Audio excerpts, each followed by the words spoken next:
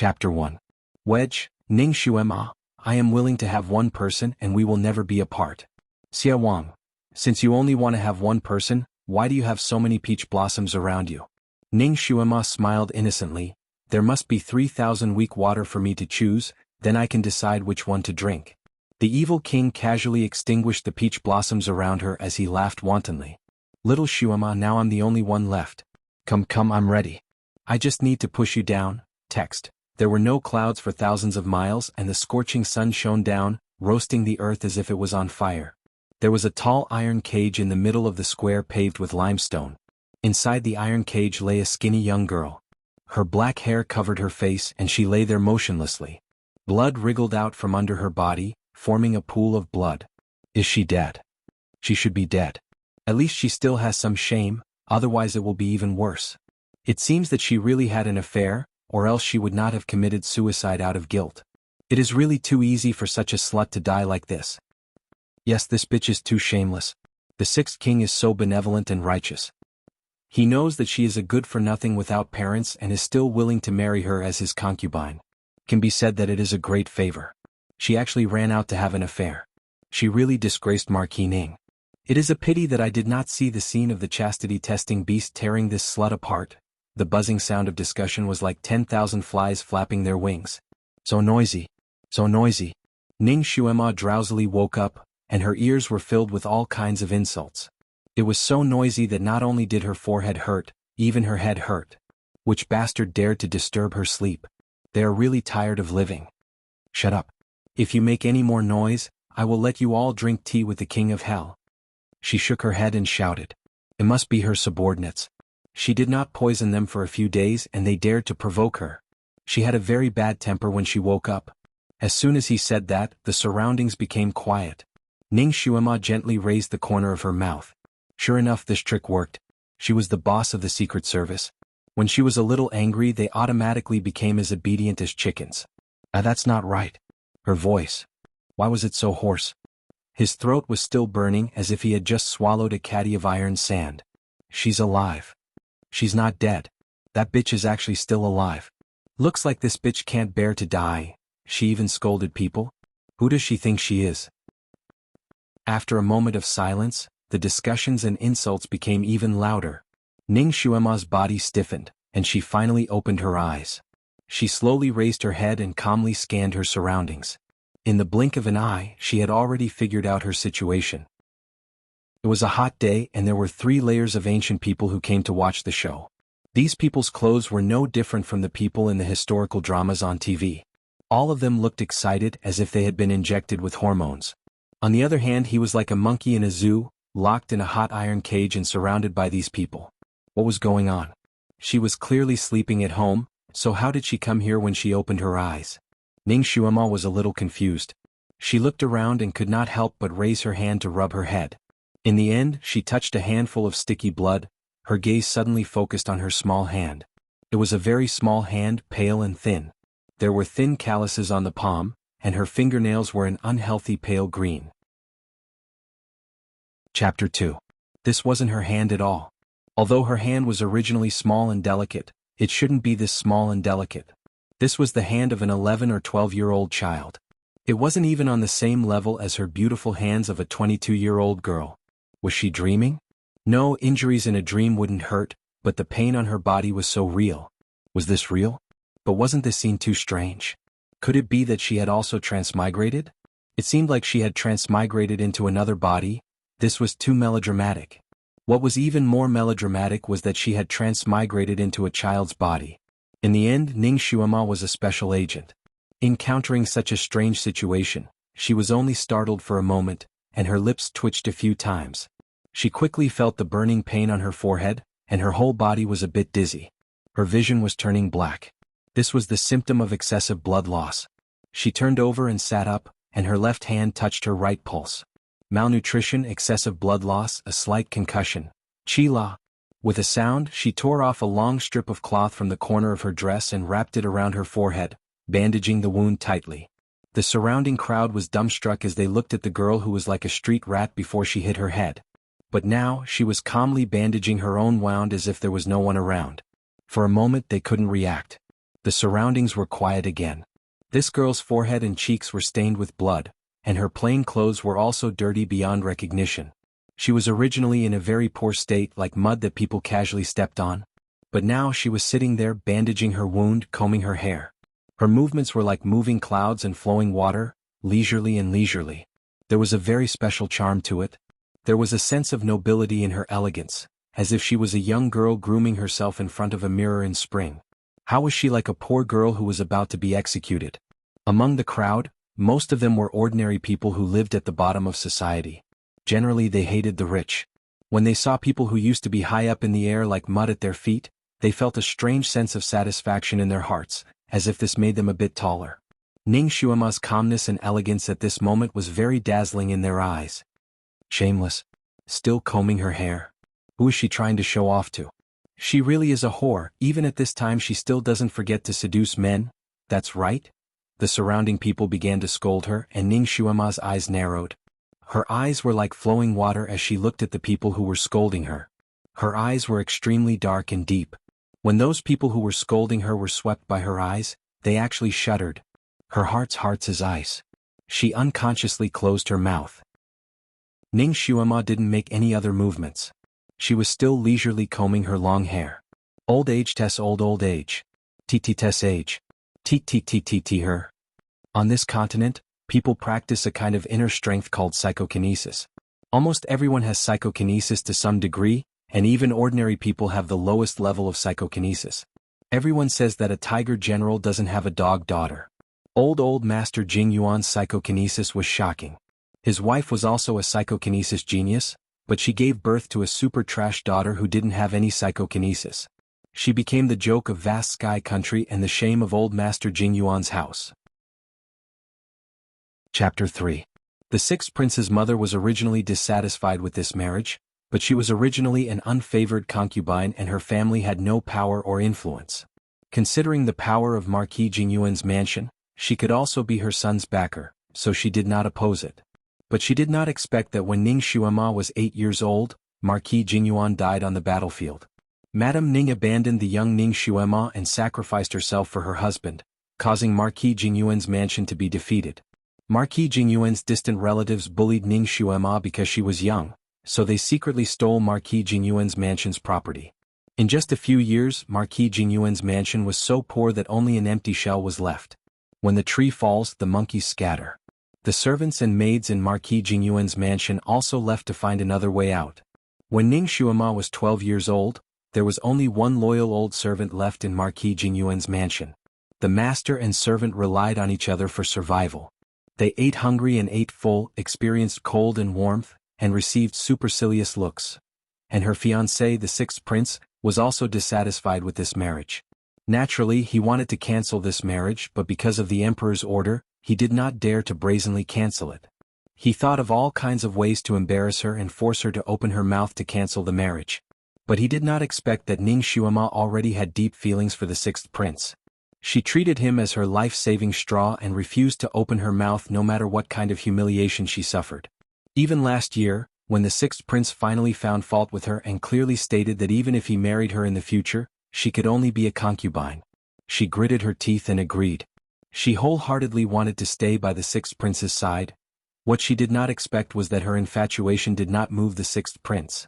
Instead, it made him even more disgusted and wanted to completely get rid of her. He was even more blunt towards her. Ning Xuema lived a humble and careful life. She did everything cautiously, but disaster still found her. Last night, she was drugged in her own mansion, and when she woke up, she found many people breaking in. Her clothes were disheveled and she was lying on the bed with a strange man. This was a real adultery caught in bed. The future imperial concubine having this kind of scandal naturally caused a sensation in the city. This era was very strict towards women. Women who did not behave properly were often put to death. Drowning in a pig cage, burning, hanging. In this way, it would be extremely difficult for Ning Xuema to survive, not to mention being the concubine of the sixth prince. Of course, she would cry out her grievances, but there were witnesses and evidence. Who would listen to her? Without any explanation, she was thrown into this iron cage and carried to this square. She was exposed to the scorching sun for an entire day, surrounded and insulted by people. Ning Xuema's body was weak to begin with, and this kind of torment caused her to lose half of her life. In the end, she couldn't bear the humiliation and committed suicide by slamming her head into the cage. These are the memories of the original owner, awakening in the mind of the modern agent Ning Xuema. Ning Xuema gently touched her cheek. She knew that the reason why she had this memory was because this body contained the strong resentment of the original owner. That little girl died with her eyes wide open. Little girl, rest in peace. Since I've taken over your body, I'll avenge you. I will make the people who did this to you pay the price. A cold light flashed in her eyes. The sixth prince is here. It was Unknown who shouted from the crowd. The surrounding people scattered to the sides like a tide. They made a path. Chapter 4. 36 astute and capable guards stood on both sides of the cage. 4 pairs of young girls held up the imperial canopy specially used by the princes.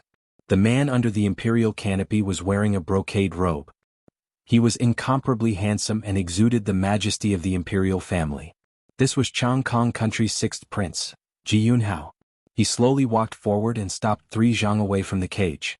He indifferently swept his eyes over Ning Xuema, his eyes filled with disgust. Ning Xuema, do you still have anything to say? Ning Xuema raised her head and her pair of extremely black eyes met Jianghu's gaze. The corners of her lips slowly hooked up into a smile. 6th prince, what do you want me to say? Because she had been exposed to the sun for an entire day, her voice was somewhat hoarse. But when she spoke in such a soft voice, it was strangely pleasant to the ears. Jianghu slightly furrowed his brows and choked on her question. Ever since this lowly girl was caught, she had been crying and shouting about being wronged.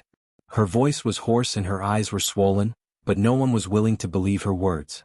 She cried until the sun went down before she stopped. Then she ran into the cage in despair. He thought that she had already died, so he came to take a look. He wanted to show her kindness by ordering someone to give her a thin coffin and establish his reputation as a virtuous prince. He didn't expect that she actually didn't die from running into the cage.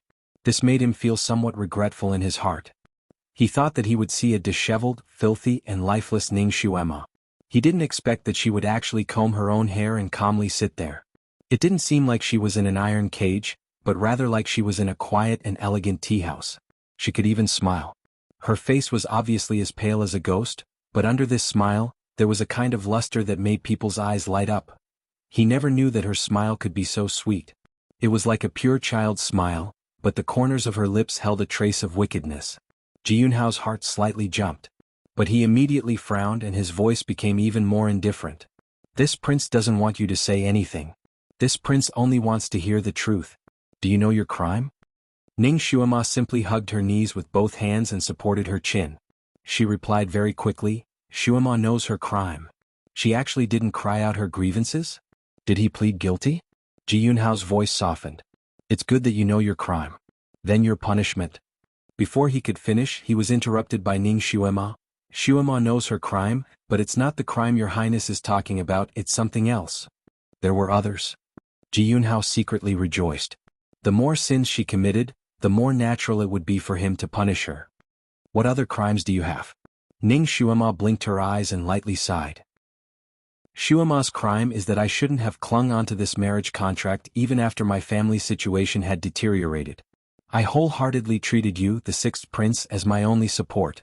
Because of this, the 6th prince had no choice but to use some underhanded methods to frame Xuema. If this matter were to be publicized, I'm afraid it would damage the 6th prince's reputation. Now that Xuema thinks about it, she really has sinned heavily. She spoke quickly and anxiously like exploding beans, but every word was exceptionally clear, allowing almost everyone to hear it clearly. By the time Jianghu's guards reacted and leaped over to block Ning Xuema's mouth, she had already finished speaking. Not only that, she was clearly sitting down, but when those guards wanted to seal her mute acupoint, her body unexpectedly swayed and dodged.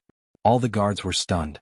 When they looked at Ning Xuema again, she was still sitting in her original position, as if she hadn't moved at all. How did she dodge all those finger winds that attacked her? Chapter 5. The imperial bodyguards looked at each other in dismay. For a moment they didn't understand. 6th prince, are you trying to seal Xuema's mouth because you have a guilty conscience? You can't say this? Ning Xuema blinked her eyes with an innocent face. Jianghu's complexion became unsightly. He waved his hand to stop the imperial bodyguards who were about to make a move. If he sealed this girl's mouth now, it would show that he had a guilty conscience. Ning Xuema, you're the one who behaved indecently and fooled around with other men. You still want to slander me and wrongly accuse me? His voice turned cold like a cold wind blowing. Ning Xuema twirled her hair with her fingers. She tilted her head and sized up Ji Yunhao. Does Sixth Prince have so little confidence in himself? This sentence was somewhat without rhyme or reason. Ji Yunhao didn't understand. What? What does this have to do with this prince's confidence? Ning Xuema blinked her eyes. You don't understand? Xuema is Sixth Prince's fiancé. Sixth Prince has power and influence. His appearance, is also passable. At the very least he can throw that hoodlum Li Sanlang behind by 8 streets. Even an idiot would know who Xuema should choose. Why would she have an affair with that bastard and let Sixth Prince catch her in the act? Xuema's brain isn't filled with water. Unless someone was already dissatisfied with this marriage and deliberately framed Xuema to ruin her reputation. No matter who designed this malicious scheme, it couldn't be separated from the Sixth Prince. Moreover, he was happy to see this result. So, don't blame her for simply dumping this basin of shit on his head. Her words were clear and logical. More than half of the people in the crowd believed her inference. Their gazes towards Ji Yunhao were somewhat subtle. There was a slight buzz in the crowd. Although no one dared to talk loudly, their eyes were like daggers flying everywhere. Everyone was communicating with their eyes. Ji Yunhao's face was ashen. Ning Xuema, you're about to die, yet you're still talking nonsense here. Do you think you're worthy enough for me to do anything to you? Ning Xuema nodded her head cooperatively. Not worthy, not worthy. So in your highness's heart, Xuema doesn't even have the affection for your highness to plot against me. Then she was even more unworthy of being the prince's concubine. Wang Ye must hate this engagement bitterly, wishing that Xuema would disappear from this world. It was Xuema who didn't see the bigger picture. She thought that she was still the young miss of Marquis Jingyuan's household, that Wang Ye would still treat her as well as when her father was still alive. She forgot that she was just an orphan without any power or influence, so she ended up like this. No matter how people bully her, no one will stand up for Xuema. Father's life was for Vast Sky Country. He protected the safety of Vast Sky Country citizens, but once he died, no one will protect his only orphan daughter's safety. As she spoke, her voice became choked with sobs. Although the majority of the commoners hated the rich, they still subconsciously sympathized with the weak. At this moment, they saw Ning Xuema sitting alone in the iron cage with her head slightly lowered. Her pair of big eyes were filled with tears, making her look especially pitiful. Marquis Jingyuan was once the protector of Vast Sky Country, so the citizens respected him very much. Now that they heard Ning Xuema's words, they couldn't help feeling pity for her. They all felt that the imperial family was burning the bridge after crossing the river and bullying an orphan girl. It was truly unkind. They all looked at Ji Yunhao with condemning eyes. Chapter 6. Ji Yunhao did not think that Ning Xuema, who had always been clumsy with her words, would be so eloquent. Every sentence had a hidden meaning, but no one could find any weakness. This girl was like a completely different person. Was she hiding her true nature? Or was she forced to explode? No matter what the reason was, since things had developed to this point, he could not let her live. His handsome face sank. Ning Xuema, you really know how to bewitch people. Don't pretend to be pitiful to gain sympathy. It doesn't matter if you were plotted against by others, or if you were willing. You and that Sanlang were caught in bed. This is an irrefutable fact. You have lost your chastity and tarnished the dignity of the imperial family. If you really know shame, you should calmly die. That way you won't lose the decorum of a noble lady. You shouldn't drag out an ignoble existence. This Chang Kong country in China's ancient times were similar. They had strict requirements for women. No matter what reason a woman lost her chastity, it was an unforgivable sin. Only death could wash away the humiliation. Ning Xuema inwardly rolled her eyes. What an evil society. Damn your sister's chastity. You, this scum, are worthy of this father's chastity. Dream on. She slowly raised her head. Prince, what if I didn't lose my chastity? She was a secret agent in her previous life. Not only was she good at fighting, her poison and medical skills were also top-notch. When she first woke up, she checked her body. She was not defiled by that Li Sanlang, she was still a virgin. Ji Yunhao sneered. You were caught in bed, how could you not lose your chastity? What are you dreaming about? Ning Xuema was actually somewhat puzzled. According to the original owner's memories, that hoodlum Li Sanlang was a famous playboy. He went in and out of the red light district every day. At that time the original owner had already been drugged. That Li Sanlang had a beauty by his side, it was impossible for him not to have any evil thoughts. She did not want to know what was going on, but she was still a virgin, this was an irrefutable fact. This body was too weak. She could not use even 10% of her previous life strength. She could not use the poison that she was so proud of. Otherwise she could sprinkle a handful of poison powder and poison a large area, letting the people of this world taste the consequences of provoking her, the thousand faces poison doctor. But now, she didn't have any skills or poison, so she could only pretend to be a coward and deal with this damned scum of a prince. She had to escape with her life first. Although it's impossible, Shuemo really didn't lose her chastity. Shuemo is willing to accept any test. In this world there should be some elderly nannies who would check if a woman was a virgin, right? Ji Yunhao's lips curled into a sneer. Good, you said it. Then you will accept the test of the chastity testing beast. He made a gesture to the bodyguard beside him. The bodyguard nodded and accepted the order. Chastity test sale? What was that? Ning Xuema searched the memories of the original owner. Because the original owner was an otaku, she was a pure little loli. She shouldn't know what this chastity testing beast was. The onlookers started to get excited. Some were whispering to each other and some were excited as if they were watching a great show. There were also some who looked at Ning Xuema with pity. One of the aunties simply opened her mouth to persuade Ning Xuema, "Little girl, you can't pass the chastity testing beast. It's better to obediently admit your guilt and ask for a quick death. Once the chastity testing beast comes, you will suffer. Not only will you not be able to escape death, you will also have to suffer a lot." Yes, no one in this world can pass the test of the chastity testing beast. They all died miserably. Little girl, don't look for trouble. Another person tried to persuade her. Chapter 7. Many people also joined the camp of persuasion. Ning Xuema's words just now had aroused the sympathy of many people. They felt that this orphan girl was no different from ordinary people. She was also a pitiful person who was bullied by the privileged class. She was even worse than them. This made them feel a common hatred for a common enemy. Unconsciously they also included Ning Xuema in their camp. Ji Yunhao's face was very ugly. This time, regardless of whether Ning Xuema was innocent or not, the crime of persecuting a weak girl had already been set in the hearts of these poor people. This scoundrel girl must die. His eyes flashed with a trace of ruthlessness. On the left side of the square, there was a sudden commotion and the crowd surged. The ancestor is here. Ah, it's really the ancestor. The ancestor is passing by, right? I didn't expect to have the fortune to see the ancestor's carriage today. Don't say any more, quickly kneel, quickly kneel.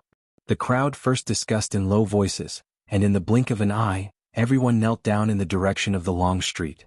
Even Ji Yunhao's face changed and he led the guards to kneel down silently. The square, which had been somewhat chaotic a moment ago, quieted down in an instant. Even if a needle fell on the ground it could be heard. On the spacious and clean street on one side of the square, pedestrians wearing different clothes knelt down on the ground. Everyone held their breath, not daring to breathe loudly. On the other side of the street, a group of people and horses was winding their way over. At the front, there were 16 pairs of boys and girls wearing light purple robes scattering flowers.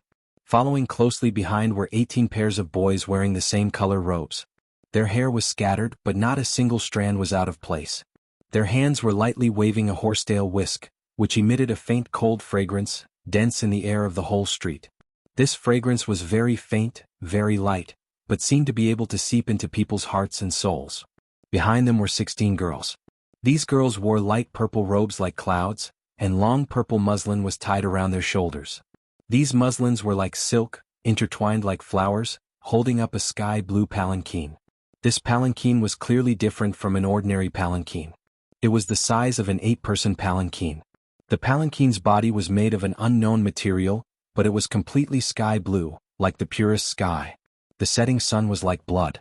When it shone on it, it did not leave any color behind. It was as if all the sunlight had been swallowed up by the blue color. An antenna-like object was erected on top of the sedan chair. This object was also pure blue, but it faintly emitted a faint luster. On top of it was a large ruby, translucent and bright, sparkling like a small sun. It was extremely eye-catching. All of the girls' faces were covered with a veil, like a mist shrouding a peony. Luxurious, mysterious, cold, it was not an exaggeration to use all the adjectives to describe this team. The curtains of the palanquin were so tightly shut that not even a corner of the person's robe could be seen. However, everyone knew that this was the carriage of the continent's most powerful god, the venerable overlord. Wherever the venerable sovereign passed, tens of thousands of people bowed their heads. Even the emperor was no exception. Regardless of whether it was the boy leading the way, the youth spreading the incense, or the young girl pulling the sedan chair, all of their footsteps were light and graceful. As they walked on the street, their snow-white stockings didn't kick up a single speck of dust, as if they were gently floating by. The venerable sovereign, also known as the venerable sovereign, was the legend of this continent. It was rumored that his psychokinesis had already been cultivated to the peak, and he was an immortal.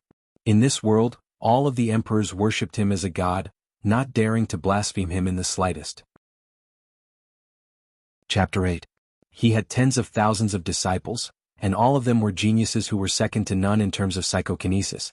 Almost all the pillars of the continent came from his sect. Moreover, they were all non-official outer disciples. Inner disciples obeyed their master's orders and did not ask about worldly affairs. They did not participate in the political affairs of any country, and were detached from the three realms. Ning Xuema's father, Ning Luofeng, was the grand disciple of the ancestor's eldest disciple.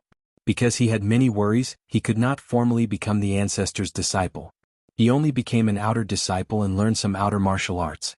Just like that, he became a martial god who could not be defeated by tens of thousands of people. He established his career and became a famous general. There was an immortal mountain on the sea, only in the boundless sea of clouds. It was rumored that the ancestor lived on the immortal mountain in the Forgotten Worries Sea. Usually he would not go down the mountain easily. Every time he went down the mountain, there would be such a guard of honor. His whereabouts were extremely mysterious. No matter which country he went to, he would not inform the country's monarch in advance. Often, he would suddenly appear on a country's main road, as if he had popped out of nowhere. This time was also the same. This group of people and carriages suddenly appeared on the main road, causing a huge commotion. The ancestor liked silence. Even if his carriage was walking on the main road with people coming and going, the surroundings would still maintain absolute silence. All the people of the Tianxi continent seemed to know about the ancestor's eccentricity. Therefore, when they saw the ancestor's carriage, they silently knelt on both sides, not daring to make a sound. Thanks to the original owner's memories, Ning Xuema knew who the ancestor was. Inside the iron cage, she looked at the people kneeling on the ground. She paused for a moment before her eyes flashed. Suddenly she let out a long howl. "I've been wronged. Dou-yi of June's snow is injustice," she shouted with a flowery voice. Her voice was hoarse and sorrowful, but it also revealed the tenderness of a young girl.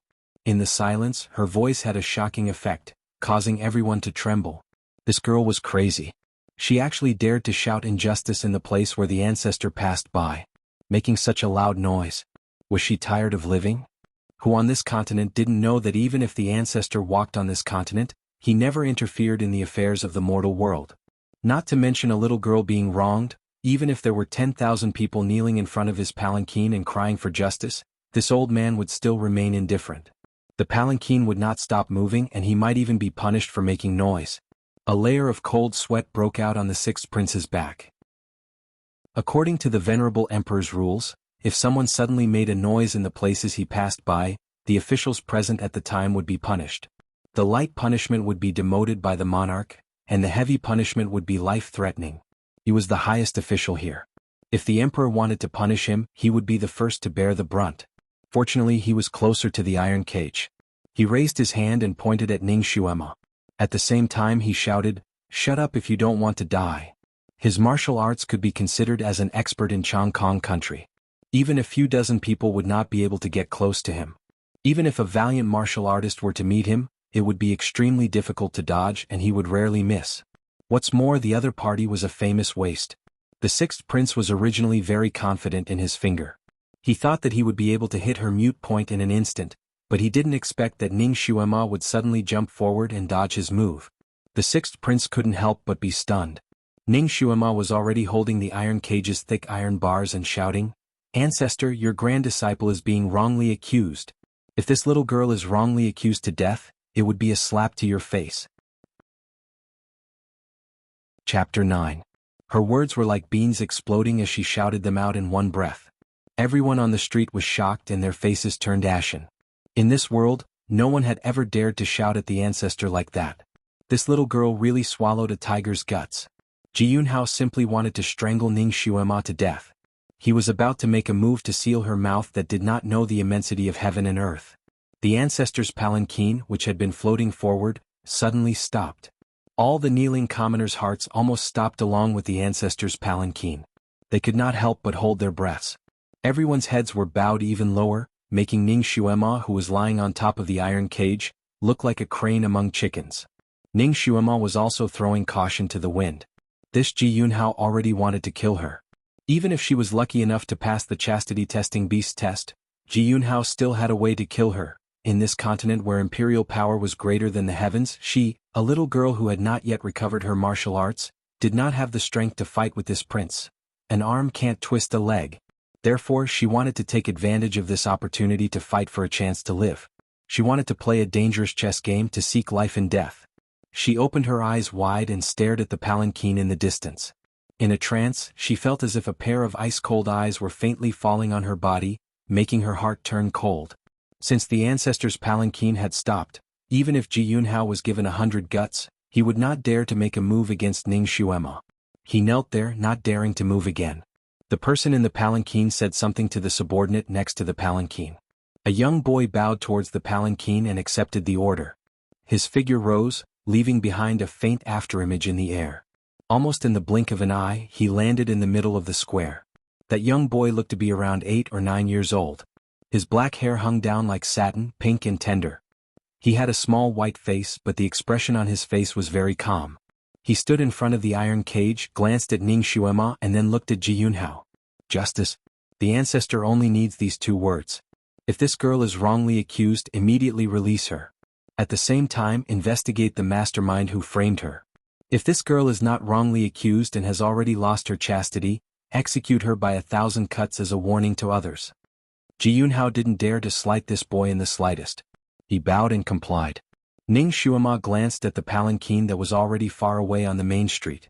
Then she looked at the little kid sent by the ancestor, who wasn't even as tall as her. She felt her stomach ache. This ancestor was too arrogant. She had shouted herself hoarse, yet he sent this little boy over. Was it really reliable for an 8 or 9-year-old child to be the supervisor? She said, "Immortal child, this is unfair." The boy raised his eyebrows in surprise. "What kind of fairness do you want?" Ning Xuema answered straightforwardly, "I've been wronged. I've suffered so much.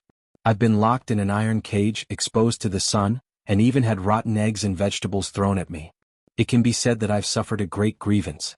If it's really proven that I've been wronged, how can it be so simple to let me go immediately? No matter what, the 6th prince should compensate this little girl. After all, this little girl is the ancestor's grand disciple. Giving this little girl justice is also giving the ancestor justice." Every word and sentence she said was under the banner of the ancestor. Ji Yunhao's teeth itched with hatred, but he couldn't refute her. The boy glanced at him. "6th prince, what do you say?" Ji Yunhao bowed. "If Miss Ning has really been wrongly accused and hasn't lost her chastity, this little prince is willing to give her the status of a concubine. When she reaches marriageable age, a palanquin with 8 carriers will carry her through the door. Moreover, it will never be abandoned." Chapter 10. Ji Yunhao felt that Ning Xuema would definitely be overjoyed to accept his compensation. Ning Xuema would definitely agree to it. After all, before this little girl had tried every possible way to enter the 6th prince's door and endured humiliation and humiliation. Unexpectedly, as soon as he said this, Ning Xuema in the iron cage sneered, "This compensation is too easy. I don't want it." Ji Yunhao's expression turned ugly. "Then what kind of compensation do you want? Don't tell me you want to be this prince's official consort." She was too insatiable. Ning Xuema's lips hooked up. "Prince, you're thinking too much. Xuema doesn't want the position of your official consort." "Then what do you want?" "If Xuema is wrongly accused, then I ask the immortal child to make a decision and allow Xuema to break off her engagement with the 6th prince. Let's make things clear first. It was Xuema who took the initiative to break off the engagement. I don't want him. The 6th prince has to shout 3 times in front of everyone, 'Miss Xuema has broken off the engagement with this prince.' This condition was simply outrageous. Everyone's eyes widened as they looked at the audacious little girl in the iron cage. Their gazes were all different. Some admired her, while others thought she was a little crazy. The immortal child found it interesting. Sixth prince, can you agree to Miss Ning's condition? Jianhu obviously didn't think of this. His face was as black as the bottom of a pot, but he had no choice but to answer, this prince can agree. Ning Xuema wasn't finished. This little girl wanting to break off the engagement is also what the sixth prince wants. It's reasonable for the sixth prince to give this little girl some compensation. How about this? The sixth prince will give this little girl 1,000 taels of gold. 1,000 taels of gold in exchange for the position of the sixth prince's official consort. The sixth prince will definitely agree to this transaction. Jianhu, in the capital, who knew how many noble young ladies racked their brains to become his official consort. This little girl who didn't know the difference between life and death sold this position for 1,000 taels of gold. Although the immortal child's face was still deadpan, his eyes were filled with interest. Miss Ning, do you know that the position of the sixth prince's official consort is difficult to obtain? Why are you unwilling to be the concubine of the sixth prince? Ning Xuema sat down in the cage and said, is it hard to understand? In fact, it's very simple. I, Ning Xuema, don't want to marry a heartless and treacherous scumbag. I'd rather have 1,000 gold taels. Even if Jianhu had the self-restraint of a prince at this moment, he still couldn't maintain his composure. Heartless and unjust? Cowardly and sinister? This was the first time little Wang had been evaluated like this. How did Miss Ning come up with this definition? Ning Xuema glanced at him. Do you really want to hear it? I think I should leave you some face in front of others. So I'd better not say anything. The anger in Jianhu's heart had already risen to a height of 30 feet. He clenched his teeth. Don't tell me you can't speak? Little Wang doesn't need you to save face for him. Ning Xuema sighed. Alright, that's what you said. Then listen carefully. My father, Marquis Jingyuan, saved your life, but you treat his daughter like this. You're heartless. You're a grown man, yet you force a lonely and helpless little girl like this. You're unjust. You're my fiancé, yet you don't have the ability to protect your official consort. You're being framed and framed by others. If this isn't cowardly, then what is? Whether or not you're the one behind this matter, you can't escape from the responsibility. You clearly know that I'm being framed, yet you still want to hit me while I'm down. You want to put me to death. If you're not treacherous, then who is? I don't want someone like you to throw yourself at me. Naturally, I want to break off the engagement. Chapter 11. Her words were sonorous and forceful, causing Jianhu's handsome face to turn green and white. After a while he squeezed out a sentence, full of lies.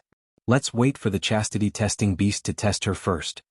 A helpless little girl dared to withdraw from the imperial family's marriage. This was simply a miracle. Everyone's gossiping factor burned fiercely. The people in the square were originally coming and going, but at this moment they could only see people coming and not leaving. Everyone was waiting to see the result. In the subconscious minds of the commoners, they all hoped that Ning Xuema would win and vent the resentment of those at the bottom of society. However, they were not optimistic about Ning Xuema. After all, she was caught in the act of adultery, and the other party was a dissolute person. No matter what, they did not believe that Li Sanlang and Ning Xuema were only sleeping under the quilt. They must have eaten her clean. This little girl was just a cornered beast. Even if she was lucky enough to preserve her chastity, she might not be able to escape the claws of the chastity testing beast. In this world, there was no girl who could escape from the claws of the chastity testing beast. Therefore, Ning Xuema's chances of winning were very small. Could be said that there was no chance. Countless eyes fell on Ning Xuema's body. There was pity and regret in their eyes. Everyone said that this little girl was a waste. Her natural disposition was weak and her mouth was clumsy. Seeing her open her mouth again and again, it was simply astonishing. Her thinking was quick and her eloquence was even more amazing. Even the eloquent sixth prince was unable to say a decent word. Also, although her skin was pale and rough, it was obvious that it was caused by years of malnutrition. As long as she took good care of herself for a few years, she would definitely be tender and tender. Coupled with her exceptionally delicate and pretty facial features, when she grew up, she would definitely be a charming great beauty. Such a clever and charming great beauty was going to die under the claws of the chastity testing beast. Just thinking about it made people wring their hands. The sixth prince was really too much. Why did he have to frame a little girl like this? Marrying her as a concubine was not bad. The chastity testing beast was finally carried out by 8 imperial bodyguards. It was also in a big iron cage, but it was 3 times bigger than the one Ning Xuema was locked in. The red silk covering the cage slowly falls to the ground. Ning Xuema and the chastity-testing beast look at each other across the cage.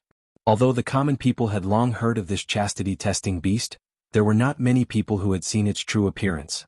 This chastity-testing beast was a treasure of the royal family. Only when a woman of the royal family committed a lewd act and refused to admit it would they use it. There weren't many women who lost their chastity before marriage, and most of them were secretly executed by their families after being caught red-handed. They didn't even make it to the Supreme Court. Only a few of them held on to a fluke mentality and refused to admit their guilt. Then they were thrown into the chastity-testing beast cage and torn into pieces. Its body was as long as a tiger, and its entire body was covered in golden fur. Its face was full of bitterness and hatred, and it looked very much like a pet dog. There were 2 iron-gray horns on its head, and they were shaped like deer antlers. Its 4 snow-white hooves were like fluffy fur balls, and its toenails were as sharp as knives. Ning Xuema looked at the chastity-testing beast, and countless black lines appeared on her forehead. This was the chastity-testing beast? This was clearly a freak that didn't succeed in crossbreeding. It was even more abnormal than the lion-tiger beast. Its head was 3 times bigger than Ning Xuema. Its pair of green eyes stared at Ning Xuema like a will-o'-the-wisp. A bloody and desolate aura was emitted from its body, causing the surrounding common people to involuntarily retreat 3 feet. Ning Xuema, didn't you want to prove your innocence? Then automatically enter the chastity-testing beast's cage. Chapter 12. Ning Xuema, don't you want to prove your innocence? Then enter the chastity-testing beast's cage. Jianghu coldly said. Could this thing really tell if a girl was a virgin? Was this a joke? Giving a girl's innocence to this thing to test? Wasn't it treating human life like grass? Backward continent. Perverted rules. Ning Xuema secretly cursed. The cage that imprisoned her was opened, and the ancestor sent a boy to look at her with a smile. Miss Ning, you won't regret it, right? Ning Xuema clenched her teeth. If she stuck her head out, she would be stabbed. If she retreated, she would be stabbed. She would stake it all. She bent her waist and walked out of her cage. The imperial bodyguards opened the door of the chastity-testing beast's cage. The cage door was very small, and it could barely allow a weak girl to pass through. The chastity-testing beast couldn't come out. The chastity-testing beast was obviously excited. Its whole body's golden hair slightly stood up and it snorted. Its 4 hooves stomped on the ground. From time to time, it would show its claws to Ning Xuema. Ning Xuema had always been bold. In her previous life, she had fought with tigers and leopards with her bare hands. However, the current body's quality was too poor. She could only use her previous life's qinggong, but she didn't have the strength to fight back. More importantly, she didn't even have a sharp piece of wood in her hand. What could she use to fight with these 4 beasts? Looking at this thing's imposing manner, it was obviously stronger than tigers and leopards. If this thing didn't have the ability to verify, then it would pounce on any girl it saw. She would be miserable. She didn't cross over to feed the beasts. Her eyes swept the surroundings. There was a sea of people surrounding this place like an iron bucket. She had no chance of escaping. Little girl, this immortal boy is here.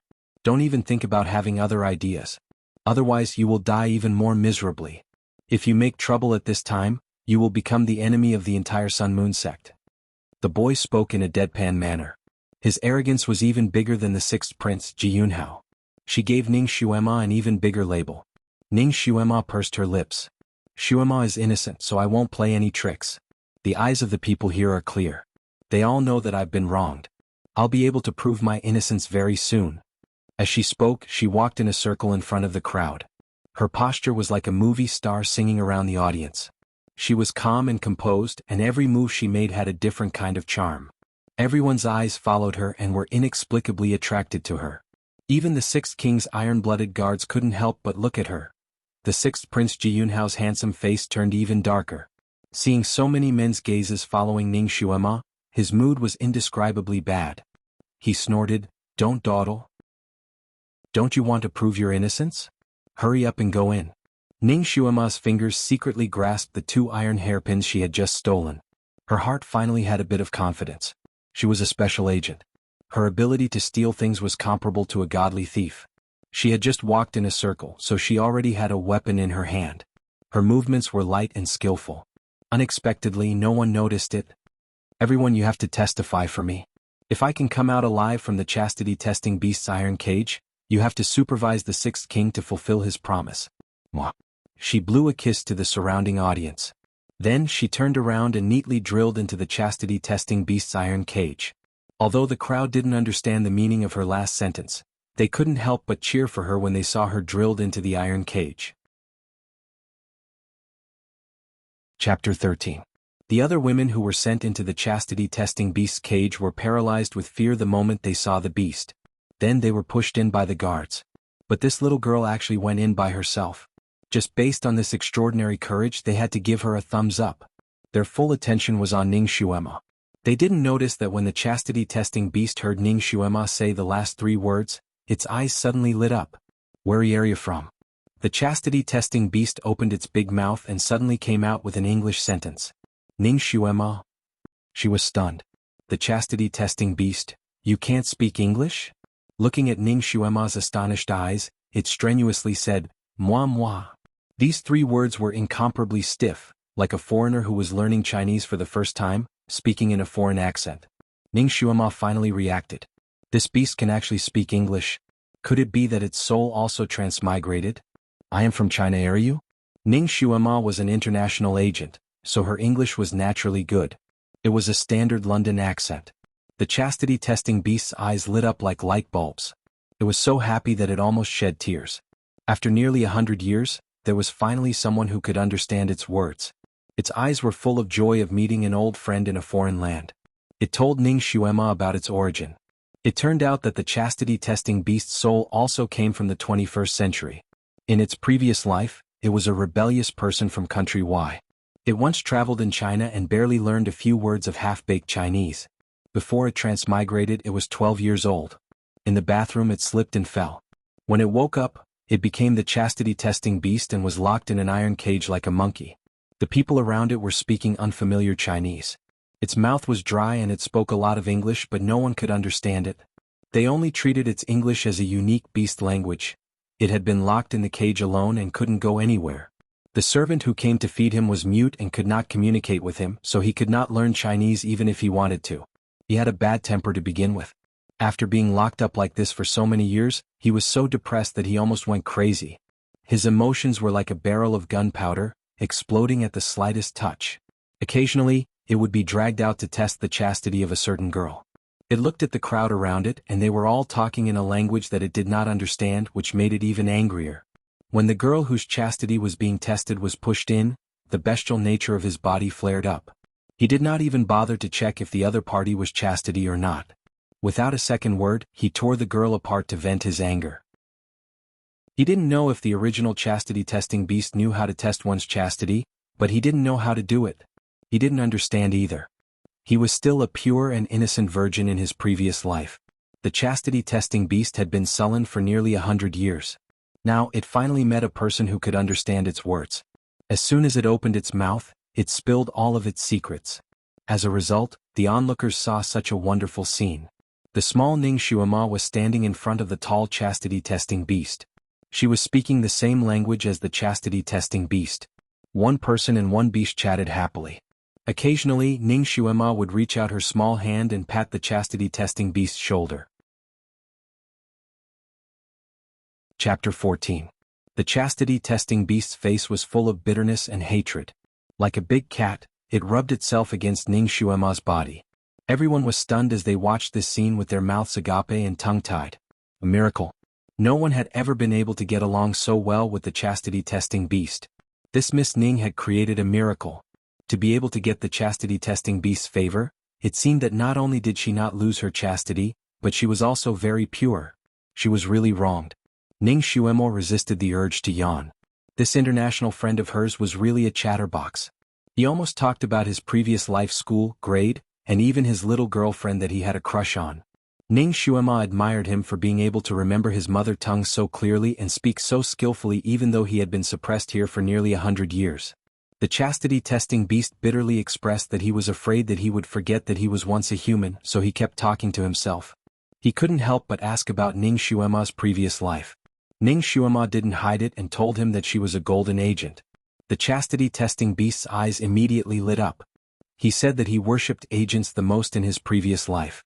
He had seen many agent movies such as 007, Spy Layers, Mission Impossible. He could recite them backwards.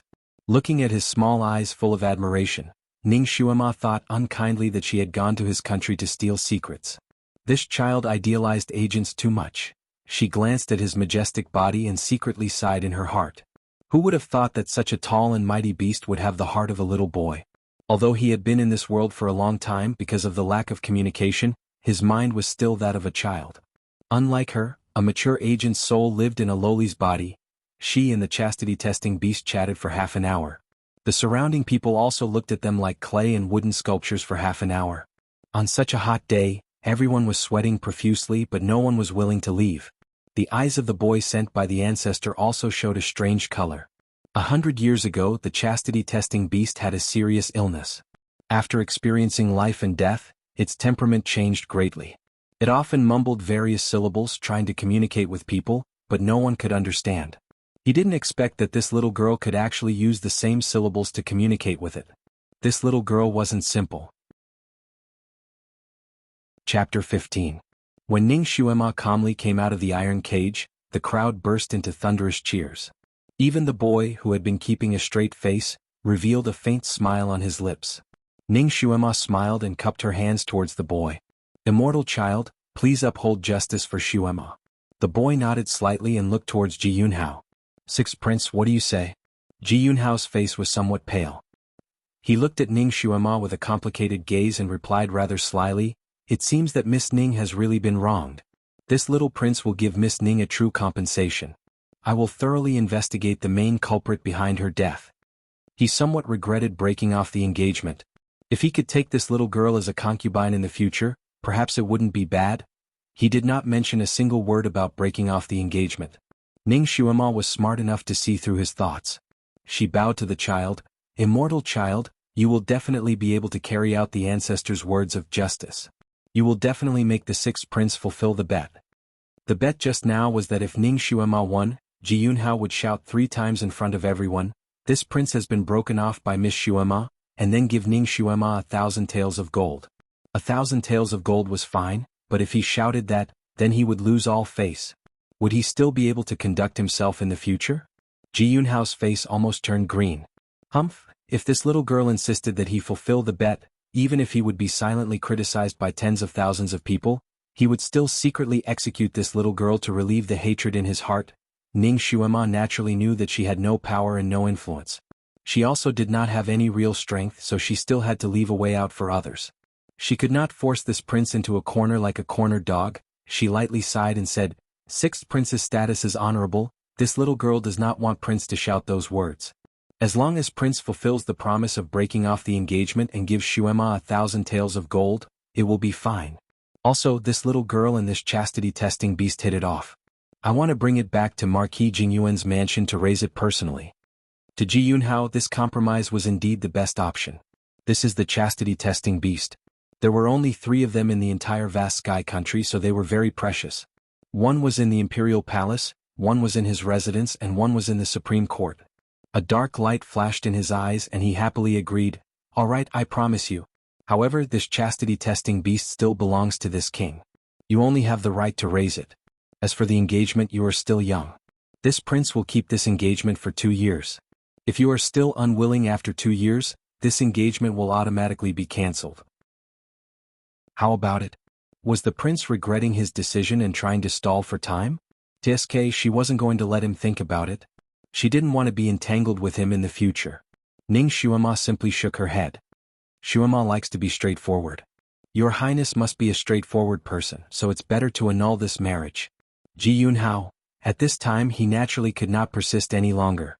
He could only agree to annul the engagement under the witness of the fairy child. A dim plaque, a dilapidated gate, a courtyard overgrown with weeds, and an empty hall. This was the current Marquis Jingyuan's mansion. A gust of wind blew through the hall, causing it to swirl around and swirl up the dust, causing Ning Xuema to sneeze the moment she entered the hall. Really poor. Really dilapidated. Afterwards, the chastity-testing beast was carried in and impolitely commented. Of course it still spoke in English. Ning Xuema raised the corner of her mouth. Chapter 16. Marquis Jingyuan had served the country all his life. Although he had made countless contributions to the country, he was an honest official and relied on his salary to support his family. Marquis Jingyuan's household was originally poor. After the general and his wife died, all the valuables in the house were snatched away by their relatives. All that was left was an empty shelf. Yesterday, when the original owner of this body met with that incident, the only old servant left was also driven out and left to wander the streets. When Ning Xuema came back, she accidentally bumped into him and picked him up. In that farce, his foot was stepped on and injured. At this moment he was using one leg to wipe the table and stool. He was busy like a spinning top, and his mouth was also chattering endlessly. It was nothing more than thanking the heavens for opening their eyes and clearing their young miss grievances. Ning Xuema knew that the original owner and this old servant had always depended on each other for survival. Their relationship was like that of a father and daughter. This old servant was also the only person who was good to the original owner. At this moment, hearing him chatter endlessly, she did not become impatient and let him speak. While they were talking, Ji Yunhao's imperial bodyguard brought in another 2,000 taels of gold. When the chest was opened, the glittering and glistening gold ingots neatly stacked together made the old servant's eyes almost pop out of their sockets. He had never seen so much gold before. That imperial bodyguard bowed to Ning Xuema. "Miss Ning, this is my family's prince's gift to you. The total is 2,000 taels, please accept it." Ning Xuema was drinking the inferior tea the old servant brewed. Hearing this, she raised her head. "Didn't we agree on 1,000 taels?" That imperial bodyguard proudly said, "My family's prince took pity on Miss Ning's family for being poor, so he specially doubled the amount." He looked at Ning Xuema with a face like he was showing kindness to a beggar. That old servant's complexion changed. A scholar can be killed but not humiliated. His young miss was the young miss of Marquis Jingyuan's household. She was born with a lofty and unyielding character. She would rather die than accept this kind of handout food. He opened his mouth and was about to righteously reprimand that imperial bodyguard and have him take the extra 1,000 taels back. Who would have thought that Ning Xuema would blow at the tea foam and say with a smile, "Then Xuema would like to thank your prince." He casually picked up an ingot of gold and weighed it in his palm before tossing it to the old servant. "Old Zhong, this is for you to buy wine." The old servant could only accept it. Her reaction stunned the guard. He felt as if he had punched a pile of cotton, an indescribable emptiness. But he couldn't say anything else, so he could only leave dejectedly. Old Zhong looked at Ning Xuema with a complicated expression. "Miss?" Ning Xuema waved her hand. "Old Zhong, I know what you want to say. You don't have to say anything. I know what I'm doing." She stood up and walked around the box full of gold. Her eyes sparkled. "This lady is short on money. It's rare for a spendthrift to give me more. It's a waste not to accept it." She paced around the hall 2 steps. "Old Zhong, you're already old, so there are some things you can't do anymore. Go and put up another notice. Just say that the Marquis Jingyuan's household is recruiting servants. Those who are quick on their feet and loyal to their master will be given priority.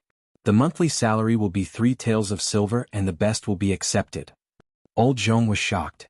"Miss, the servant's monthly salary is 1 tael of silver. Isn't this price too high?" Ning Xuema said, "Only with a large amount of money can we recruit high-quality talents. Just do as I say. I want to recruit 2 top-level chefs, 4 maids to take care of my daily needs, 4 manservants to clean the courtyard, and 8 guards with 3rd-level psyche power. The chefs will receive 5 taels of silver a month. The maids and manservants will receive 3 taels of silver a month, and the guards will receive 10 taels of silver a month." The conditions that she listed out were all twice as high as the price outside. It was very tempting. Chapter 17. Her eyes flashed. She wanted to let Marquis Jingyuan's mansion regain its dignity. She wanted to make the people in the capital not dare to look down on her. Although she always had a smile on her face, she had the demeanor of a superior, making people not dare to refute her and only want to submit to her. This was the first time old Zhong saw such a confident Mississippi. Sensing her mood, he also felt his blood boil. "Yes, Mississippi. This old servant will do it." Then he straightened his back and left. "Hey, what are you guys talking about?" The chastity-testing beast was finally unhappy after being ignored for so long. Ning Xuema went to the front of the iron cage and replied in English, "It's nothing, I just told you something. Speaking of which, my eastern courtyard is not bad. You can stay there." The chastity-testing beast shook the iron cage with dissatisfaction. "That's fine. First, open this thing for me. Don't lock me up." Ning Xuema shook her head. Your iron cage has a charm, I can't open it. Unless you come out of the small door. The chastity-testing beast rolled its eyes. This small hole is so small. How can I come out? Ning Xuema spread out her hands. Then I can't do anything. You should obediently stay in the iron cage. Later, if there is a way, I will let you out. Even if she could pry open the iron cage, she couldn't do it. After all, it was now a beast with a bloodthirsty nature. Otherwise, there wouldn't be so many girls who died under its claws. If she let it go, in case it suddenly turned into a beast, she would be in trouble. The chastity-testing beast was dissatisfied. Then how do you want me to go to the east courtyard? Ning Xuema sized up its stature and tried to negotiate with it. How about you carry this iron cage yourself? You are so big and also a mythological beast. You should have the strength, right? Chastity-testing beast. One person and one beast were talking here. Suddenly, a faint noise came from the front yard, followed by rapid footsteps that went straight to the hall. Second Aunt Ning, you can't force your way in. My Mrs. Body is not good, she can't see guests. Old Zhong's voice was somewhat breathless.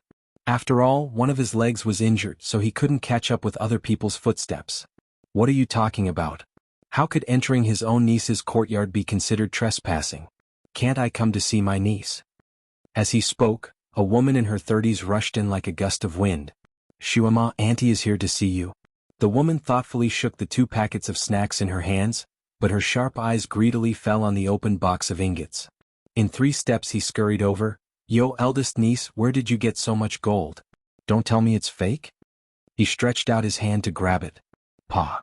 The lid of the box suddenly closed like lightning, almost catching the woman's hand. The woman unwillingly raised her head and saw Ning Xuema sitting leisurely on the lid of the box. Ning Xuema looked at her with a faint smile.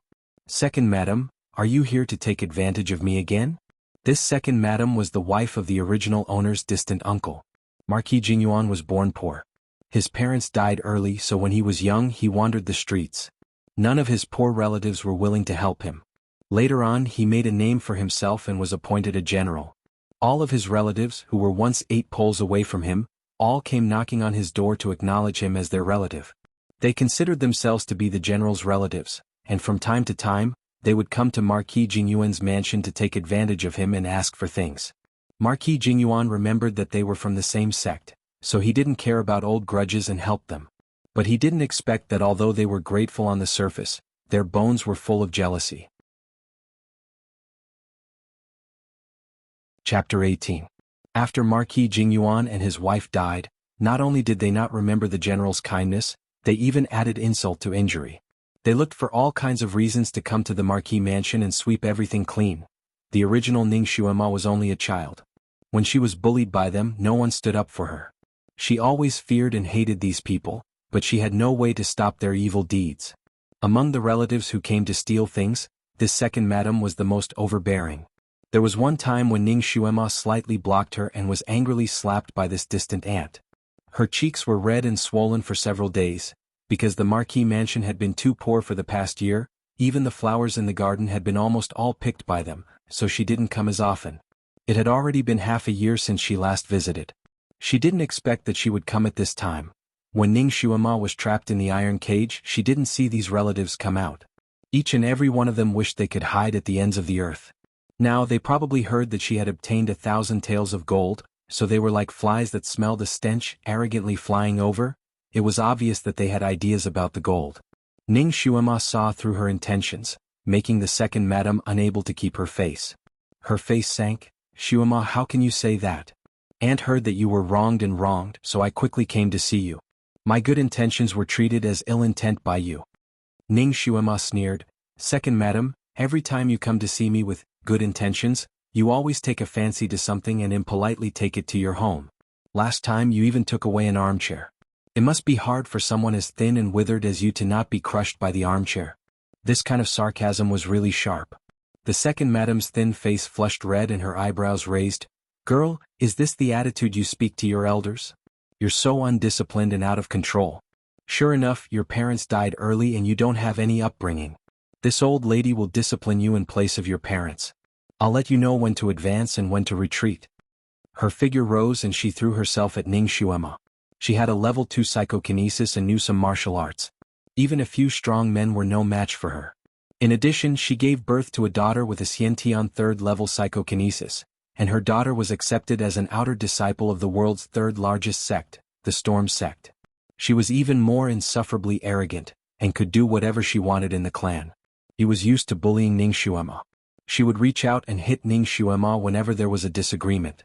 She would often beat Ning Xuema until her face was black and blue, but no one cared about her. Therefore this time when Ning Xuema refuted her, she immediately showed her shrewish side. She raised her palms and struck. He wanted to beat this stinky girl up, snatch the golden box and leave. 2,000 taels of gold was less than 200 caddies, so she could carry it. She had to quickly snatch the gold and leave.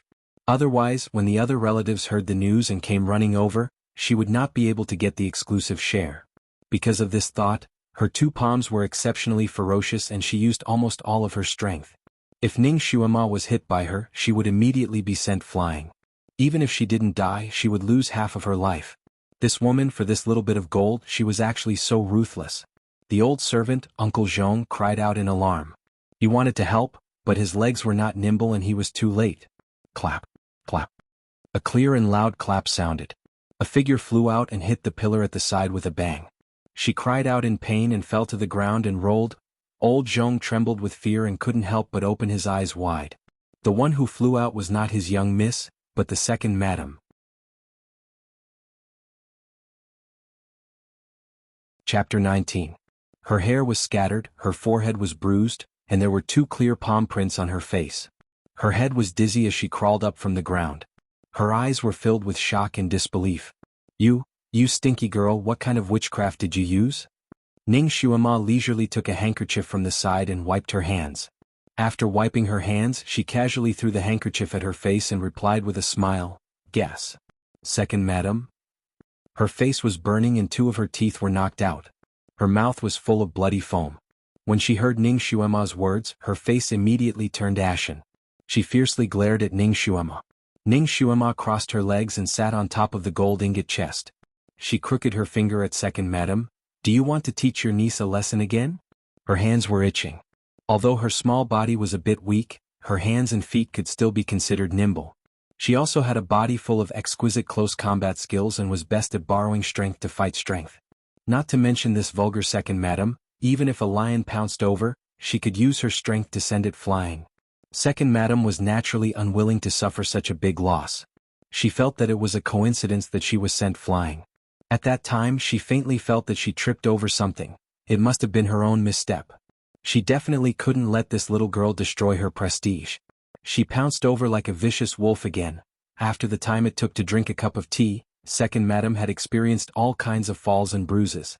Finally, her arrogance dissipated and she lay on the ground, unable to get up. She loudly cried, "Io, you want to beat someone to death. Your niece wants to beat my own aunt to death." Her voice was sharp like a wolf's howl. She was the standard shrew. That voice directly traveled out of the manor. Ning Xuema really laughed this time. This kind of shrew reminded her of Lu Sun's tofu beauty.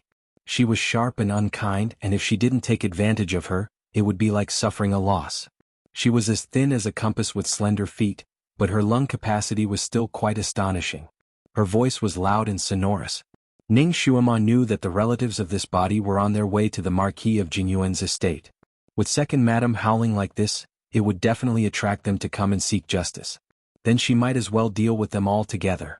It would save him trouble in the future. She sat on the lid of the box and gestured to old Zhong, "Serve the tea." The second madam thought that she was finally afraid and howled even louder, "Now you want to offer tea as an apology? No way. You've committed such a heinous act against your superiors, and you want to send me off with a cup of tea?" Ning Xuema took the tea from old Zhong. She brushed the foam off with the cup lid and smiled casually. "Who's going to give you tea? Are you worthy? You can howl even louder. If you make the lady happy, she will reward you." Second madam. She was so angry that she started to tremble. Sitting there and howling was not right, but not howling was not right either. After thinking about it, he decided to howl. She wailed again. Ning Xuema pretended not to hear her and sipped her tea slowly. Occasionally he would ask, "Are you thirsty? Do you want a cup of tea?"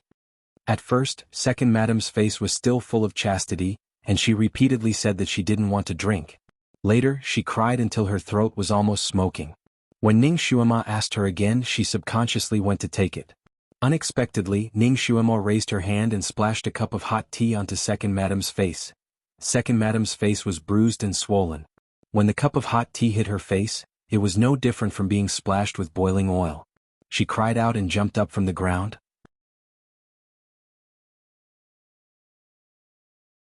Chapter 20. What's going on? Why are you wailing like a ghost and howling like a wolf? A dignified voice came from outside the hall. 6 people aggressively barged in. Ning Xuema's long eyelashes fluttered. Very good. Second uncle, eldest uncle, first aunt, fifth cousin, sixth cousin, and eldest cousin are all here. They're all here. Second madam pounced on her husband with a face full of tea foam. Husband, you have to get justice for me. I'm going to be bullied to death by this little bitch. Second uncle probably didn't expect his wife to be in such a sorry state. He was stunned. What's going on? Second madam slapped her thigh and cried loudly. She recounted the scene with exaggerated details. Of course, she didn't say that she had pounced on the chest of gold. In the end, she rolled on the ground and cried out in pain. One moment she said that her leg was broken, the next moment she said that her arm was broken, and her waist was twisted. She couldn't move anymore. She looked as if she had been beaten to the point where she couldn't get up. Second uncle's face was so gloomy that it looked like it was about to rain. Ning Xuema, how can you be so vicious? Your second aunt came to visit you out of the kindness of her heart, but you treated her so cruelly. What are your intentions? If you don't give us an explanation, we won't let this matter rest. The others also chimed in. That's right. We're still considered your relatives. We usually take good care of you, but you repay our kindness with enmity. It really hurts. We can't let this matter rest. You injured your second aunt and committed the crime of offending your superior. If you don't give us an explanation, we'll send you to the officials and let you have a taste of prison. Everyone was talking at once, trying to scare and threaten her. However, from time to time, their eyes would drift over to the chest of gold. They couldn't wait to take the gold out of it. Ning Xuema listened without saying a word. When they all shut up, she blinked her eyes. Then what do you want? Her voice was soft and tender. Everyone thought that this little child was finally scared, so they tried to scare her a little more. The second uncle was even more pleased with himself. He finally opened his mouth and stated his purpose. You beat your second aunt up like this. It can be said that your crime is unforgivable. However, considering that you are still a child as your elders, we can't be too calculative with you. However, your second aunt's injuries need to be treated properly. She can't move now and needs someone to serve her. She also needs money. You should compensate your second aunt with 1,000 taels of gold. Ning Xuema didn't say anything, but the others couldn't stand it. It was rumored that Ning Xuema had received 1,000 taels of gold. If they were to compensate second brother's family, then what would they get? Second brother, that's where you're wrong. Sister-in-law's injuries are just superficial wounds. She'll be fine after getting some medicine. Why would she need 1,000 taels of gold? Aren't you exaggerating a little too much? The aunt retorted. That's right. If you ask me, 100 taels of gold will be enough at most. In addition to the loss of time, let Xuema compensate you with 200 taels of gold. The first uncle said. A man whose heart is never content is like a snake trying to swallow an elephant. Second uncle, you're really asking for too much. The fifth cousin said righteously. The second aunt was anxious and slapped her thigh. Why are you acting as righteous envoys? You're not the one who got hurt. Do you think I don't know what you're planning? You just want to get a share of the profits. You want this batch of gold. Ning Xuema is still young. It's not safe for this 1,000 taels of gold to be in her hands. We just want to keep it for her. Moreover, since she got this windfall, she should share it with the other relatives in the family.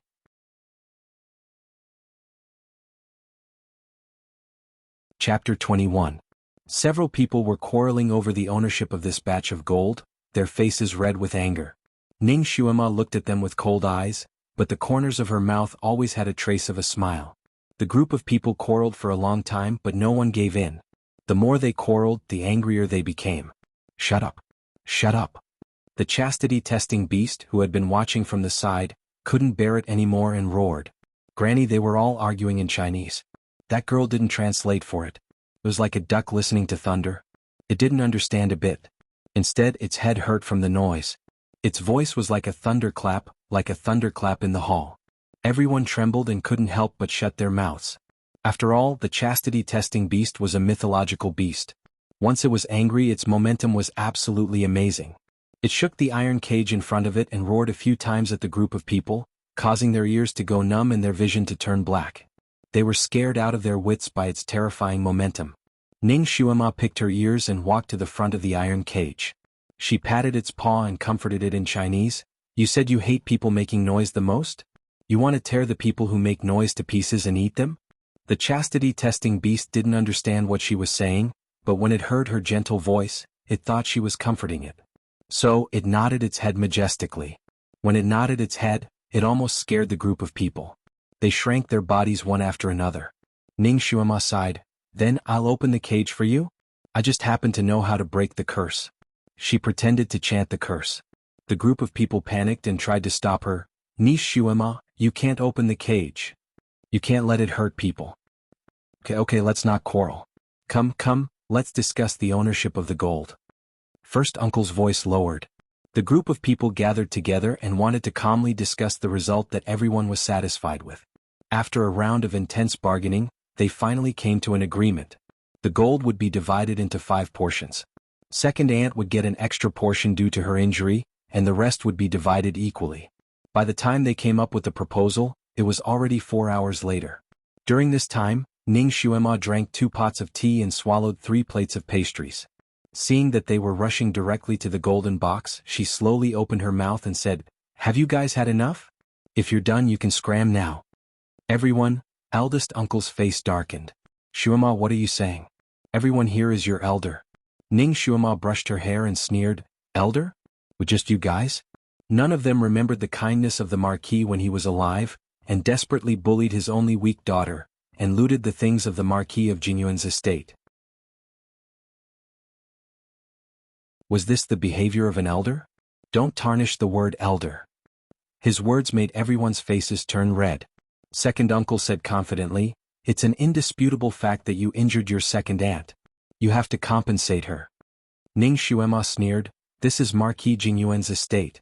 She came uninvited. A commoner barged into Marquis Jianghu's estate, bullied the youngest daughter of the Marquis, and stole the gold gifted by the 6th prince. What kind of crime is this? It's already very lucky that she didn't get beaten to death, and she still wants to be greedy and ask for compensation? Where's her face? Her pretty face darkened, and a cold murderous aura loomed around her body. Her aura completely changed. That kind of pressure made everyone's heart turn cold, and they all choked there, unable to speak for a while.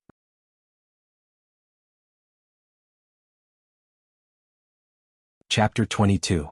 The uncle struggled to say a few words. "Xuema, you're wrong. Even if you don't compensate your second aunt, you won't be able to spend the 1,000 taels of gold. You should help your clansmen. You know, every family has its own difficulties. We are also short of money." Ning Xuema smiled, her smile was full of sarcasm. She opened the gold chest and picked up an ingot of gold. She weighed it in her hand. "You're short of money, so I, an orphan, should give you gold for free? What kind of fallacy is this? This gold is mine. Even if I throw it to the dogs, it's not up to you to speak." She casually threw it into the chastity-testing beast's iron cage. The chastity-testing beast looked at the gold ingot rolling around under its feet. Its pair of big eyes flashed with question marks. It naturally recognized gold, but it didn't understand Ning Xuema's intention. It used its big claws to push the gold ingot and pressed it under its palm. "Everyone?" Ning Xuema's palm was like a fairy scattering flowers.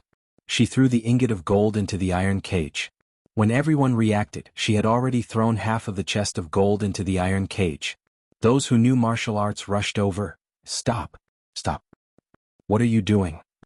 Countless hands stretched out, wanting to snatch the gold from the chest. Ning Xuema's eyes flashed with a cold light. She kicked the chest and closed it with a snap, pinching the fingers of the fingers. While people were screaming, Ning Xuema's figure spun around. Almost no one could see her movements clearly. They only saw that she had already picked up the gold chest and with a turn, she broke free from the encirclement of the crowd. When everyone reacted, the chest of gold had already fallen into the iron cage. The iron cage was tall, but the cage door was small. It could only allow one person to enter and exit. The chest of gold glittered in the cage door. Ning Xuema said a few words to the chastity-testing beast. Then she turned around. "If you really want the gold, you can go into the cage and take it. I will give you as much as you take. Everyone looked at the majestic chastity-testing beast in the iron cage. Who would dare to make a move? But seeing the gold in front of him, he was unwilling to let it go just like that. He was stunned for a moment. Ning Xuema crossed her arms and coldly said, I'll count to 10. If you don't dare to go in and take it, then obediently roll out of Marquis Jingyun's estate for me. 1. The hall was filled with the crisp sound of her counting. Every single count was exceptionally clear. Everyone was at a loss for words. The eldest uncle was gloomy. He glanced at Ning Xuema and suddenly had an idea. Wouldn't it be best if he subdued this girl and let her go into the cage to get it herself? Without batting an eyelid, he took a step closer to Ning Xuema and was about to launch a sudden attack. The sound of orderly footsteps came from outside. Soon after, the hall door darkened and 8 vigorous youths walked in. Each of them walked with light steps and swift movements. In the blink of an eye, they arrived in front of Ning Xuema and bowed together. Young master. Second Ant's group of people stared blankly for a moment before old Zhong quickly entered. He bowed and reported to Ning Xuema, Young master, they are the guards that this old servant recruited. Each one of them has a psychokinesis of at least rank 2 and is a true martial artist. They are willing to follow young master and protect young master. It turned out that when those people were making a ruckus, old Zhong received Ning Xuema's instructions and quietly went out to recruit people. Generous rewards would attract brave men. Marquis Jingyuan's estate also offered a high price. Once the recruitment notice was posted, people came to apply like a flock of ducks.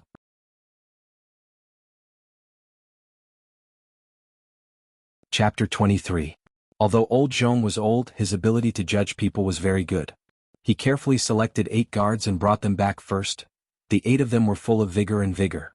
Just standing there, they were exceptionally imposing. Second Ant's group couldn't help but shrink their necks and involuntarily beat a retreat. At this time, Ning Xuema had already counted to 3. She let old Zhong continue to count and opened her mouth to tell the 8 guards the conditions. She simply stated 2 points. First, they would all receive 10 taels of silver each month. If they did well, she would give them additional rewards. Second, these people had to fulfill their duties. Without her permission, they were not allowed to let anyone into the Marquis mansion. If anyone trespassed, they would be deducted 2 taels of silver each. She was very clear about rewards and punishments. The 8 people agreed in unison. The 8 people's voices were loud and clear, shaking the roof tiles and making Second Ant's group tremble again. They looked at Ning Xuema with a complicated gaze. They didn't expect that Ning Xuema, who used to be so weak that they could bully and pinch her, would become so strong after such a big change. It was as if she had changed into a different person. In the future, if they came to the Marquis mansion to take advantage of her, they were afraid that there would be no way out, but they were not willing to leave with their tails between their legs. Old Zhong had already counted to 6. Ning Xuema smiled and looked around at everyone. What? No one dares to take it? I gave you a chance but you didn't want it. Her clear voice echoed in the hall and everyone else held their breaths. The atmosphere was abnormally tense. No one noticed that on the roof of the hall, there was a man dressed in black who was leaning over and quietly watching for who knows how long. The roof tiles in front of him were faintly transparent, allowing him to see the scene in the room. He was the 6th Prince Ji Yunhao's personal shadow guard. His martial arts were top-notch and he was ordered to investigate the situation of this Marquis young Mississippi Ji Yunhao had made such a big fool of himself in public. In the end, his heart was still unreconciled. He knew that Ning Xuema's relatives were not easy to deal with. He deliberately gave Ning Xuema the gold with great fanfare. In fact, it was also a kind of scheme to kill someone with a borrowed knife. Therefore, he sent this personal shadow guard to see what would happen next. The shadow guard looked indifferent at first, but after a while he became focused. Every action of the girl in the house was beyond his expectations. Not only did she know the language of the beast, she also knew a type of martial arts that he had never seen before. She was also very clever, and the way she handled things was even more shrewd and ruthless than an adult. Those who said that this girl was trash were simply blind. If the 6th prince really lost her, it would be an unprecedented loss. His gaze couldn't help but be attracted to Ning Xuema. He focused all his energy on her and was engrossed in watching. Suddenly, someone knocked on his shoulder and a voice came from behind him. Is it nice? That shadow guard almost jumped up. He hurriedly turned around. The moonlight was bright and the roof tiles were like frost.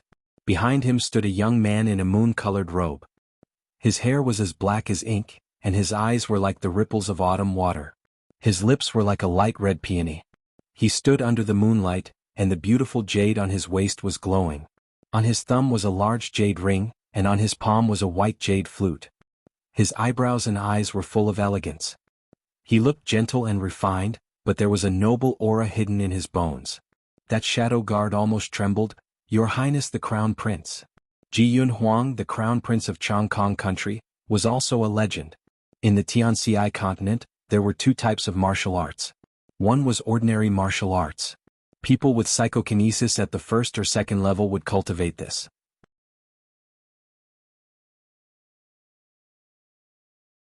Chapter 24. The first type was ordinary martial arts.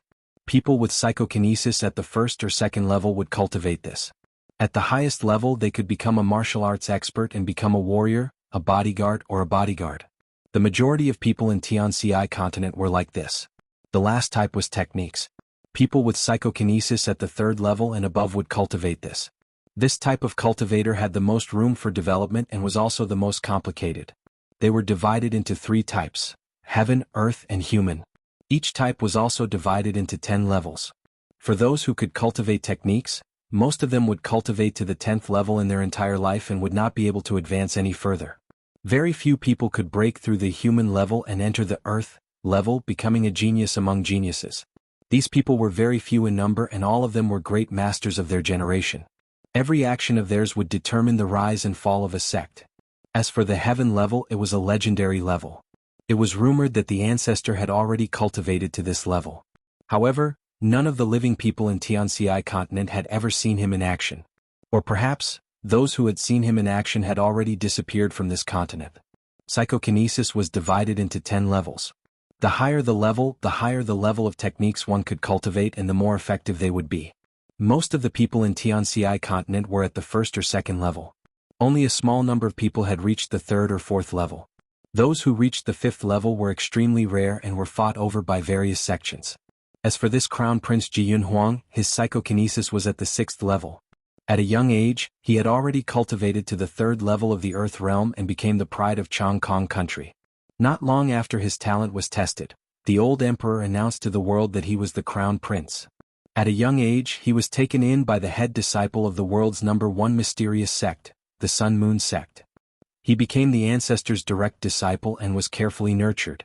Although he was the Crown Prince, he was not in the palace often. Most of his time was spent cultivating in the Sun Moon sect. However, he had eyes and ears everywhere. Everything that happened in Jianghu country could not escape his eyes and ears. Intelligence, courage, decisiveness, scheming, he was the best in all of them. He had many brothers and many capable people, but none of them dared to covet his position as the Crown Prince. His position as the Crown Prince was even more secure than iron. The Shadow Guard did not expect that this legendary Crown Prince would actually appear here. He subconsciously wanted to bow down to this future monarch. Ji Yunhuang raised his flute, and the Shadow Guard's knees were supported by an invisible stream of air, making him unable to kneel. "Since you have already let go, why linger? Tell my 6th brother not to disgrace the imperial family." Ji Yunhuang's voice was indifferent, but there was no room for doubt. "Yes." The Shadow Guard hurriedly replied, bowed and flew away. The two of them were speaking via voice transmission, so outsiders couldn't hear them at all. Therefore no one in the hall was alarmed. Ji Yunhuang pointed his flute at the roof tile that had returned to its normal color. The roof tile instantly turned into a mirror, and the scene in the hall was reflected in his eyes. That second ant rolled on the ground, covered in blood. She was like a fish that had come ashore, and she was in so much pain that she kept jumping. It turned out that she was not willing to return empty-handed. She also saw the golden chest placed at the entrance of the iron cage. The golden light directly attracted her soul. Taking advantage of the chastity-testing beast turning around, she rushed forward and reached out her hand to grab the gold. She felt that her speed was fast enough, but she didn't expect the chastity-testing beast to be even faster than her. Her vision blurred, and her good arm was already torn off by the chastity-testing beast.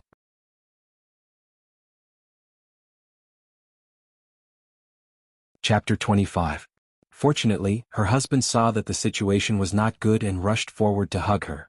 She was not dragged into the iron cage and torn to shreds, saving her life. This scene was too tragic and almost everyone was shocked. Even the 8 newly recruited guards were so shocked that they broke out in cold sweat. These people were newly recruited and they were not loyal to Ning Xuema. It was inevitable that 1 or 2 of them would have designs on this batch of gold. But after seeing this scene, their hearts were filled with anxiety, and they completely dispelled the bad thoughts. Ji Yunwang's expression also changed slightly. This little girl was quite scheming, and this plan of killing the chicken to scare the monkey was ingenious. He was just bored and came to take a look, but he did not expect to see such an interesting scene. This trip was really not in vain. This little girl let him see a good show. What he did not expect was that there would be an even more exciting show behind. The second uncle still had not recovered from the shock, and just as he was about to get angry at Ning Xuema hugged her arm and asked, "Do you want her arm to grow back?" Everyone was stunned. An arm could be grown back after being cut off? What kind of joke was this? Even the best doctor in the world would not be able to do this. The second uncle angrily rebuked, "Ning Xuema, even now you still want to make fun of us? Who has the ability to reattach a severed arm?" Ning Xuema pointed at herself with her small hand and directly replied with one word, "Me." Everyone looked at her in bewilderment, as if they were looking at a little monster. Ning Xuema glanced at the second aunt who was rolling on the ground, and the corner of her mouth slightly hooked up. "I can reattach her severed arm within 2 hours. Of course, if you don't believe me, you can directly carry her away, so that she doesn't pollute my family's land." The second aunt who had lost an arm had already lost all hope. Although she did not believe Ji Yunshu's words, it was still a glimmer of hope, so how could she let it go? She repeatedly said, "I believe you. I believe you." Quickly cast the spell. Ning Xuema said, "It's easy for me to save you, but you have to agree to one of my conditions." "What condition?" "Return all the things that have been stolen from Marquis Jingyuan's estate over the years. Not a single item can be missing." Ning Xuema stated her conditions. Second uncle stared blankly. These past few years, the things they had taken from Marquis Jingyuan's estate were worth at least 2,000 taels of gold. If they were to spit it all out, it would be even more unbearable than killing him. Second uncle still wanted to negotiate, but Ning Xuema stopped him directly. "I'll only give you half a cup of tea's time to think about it. After this time, even if you give me all your family property, I can't do anything about it." Second uncle and second aunt were both stingy people. They were the kind of people who would suffer losses if they didn't take advantage of others. After a fierce struggle, second uncle actually chose to give up on the treatment. "There's no such thing as a broken arm being reattached in this world. You must be playing tricks again. I don't believe it. Wife, let's go. If I can't fix it for her, not only will I not ask for a refund, I will also give you the 2,000 taels of gold," Ning Xuema said. This condition was really tempting, but second uncle still did not believe it. "You little girl, you're trying to coax me again. When the time comes and you can't reattach the arm, what will I do if you don't give me the gold? This consort can be a witness." Suddenly, a clear and resonant magnetic voice came from the roof. Following the voice, a man floated out. This person stood with his back to the light, and the candlelight gently outlined his figure. He was tall, straight, and handsome. Everyone's eyes lit up. It was as if a hall full of lights could not compare to his radiance. What was even rarer was his imposing manner. It was as light as the wind, but it also made people's hearts turn cold, not daring to look directly at him. Chapter 26. Most of the people in the hall were commoners. How could they have the chance to see the godlike crown prince? They were stunned for a moment. Old Zhong's face was filled with shock and disbelief as he hurriedly bowed down. "Welcome, your highness." A sudden clap of thunder. Everyone was dumbfounded. Even Ning Xuema was stunned. "Crown prince. Pudong. Pudong." Everyone in the hall knelt down in fear and trepidation. "Greetings, your highness." Ning Xuema was speechless. She naturally knew who this crown prince was, but she did not understand why this incomparably noble crown prince would come to her roof to eavesdrop. Speaking of which, how long had he been eavesdropping? Of course she could not ask this question. After all, the other party was extremely powerful. With her small arms, it was better not to twist his thigh. With this honorable crown prince as a witness, how could second uncle dare to say anything else? He could only sign a contract with Ning Xuema. Although there were all kinds of things that second uncle's family had taken away, old Zhong had memorized them one by one. Now he had converted them into money. The total amount was 5,000 taels of silver. No one dared to play tricks in front of the crown prince. Even if second uncle wanted to renege on the debt, He did not dare to do so now. In his heart, he only hoped that Ning Xuema would lose. Crown Prince Ji Yunhuang's bright moon-like eyes landed on Ning Xuema. Miss Xuema, with this prince as a witness, you can start the treatment. This continent was not peaceful. Martial arts were respected and there were fights every day. The number of injured people was uncountable. Therefore, the status of doctors was very high. Although there were many doctors in this world, those who could reach the standard of a national healer were pitifully few. They were as rare as phoenix feathers and qilin horns. Most of them were recruited by various large sections. Even the imperial palace was in short supply of good doctors. They were treated like state teachers. Because of Ji Yunhuang's status, he knew many doctors and many of them were top-notch. However, even the best doctors could not reconnect the limbs of a broken limb. Therefore, when Ning Xuema said this, Ji Yunhuang was also shocked.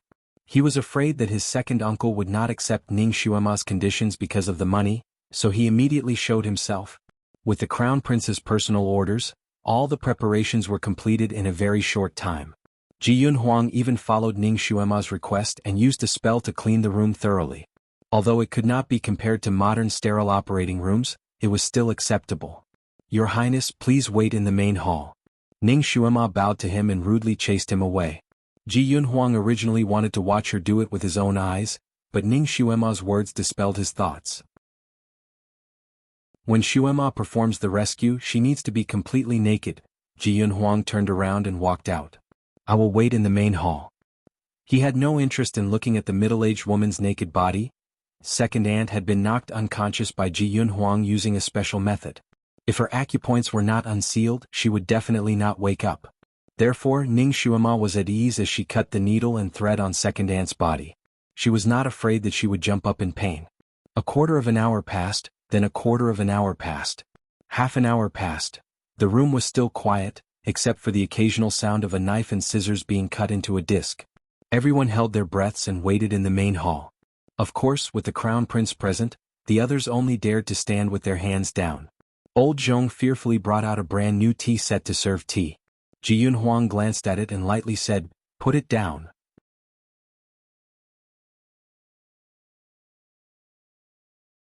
Chapter 27.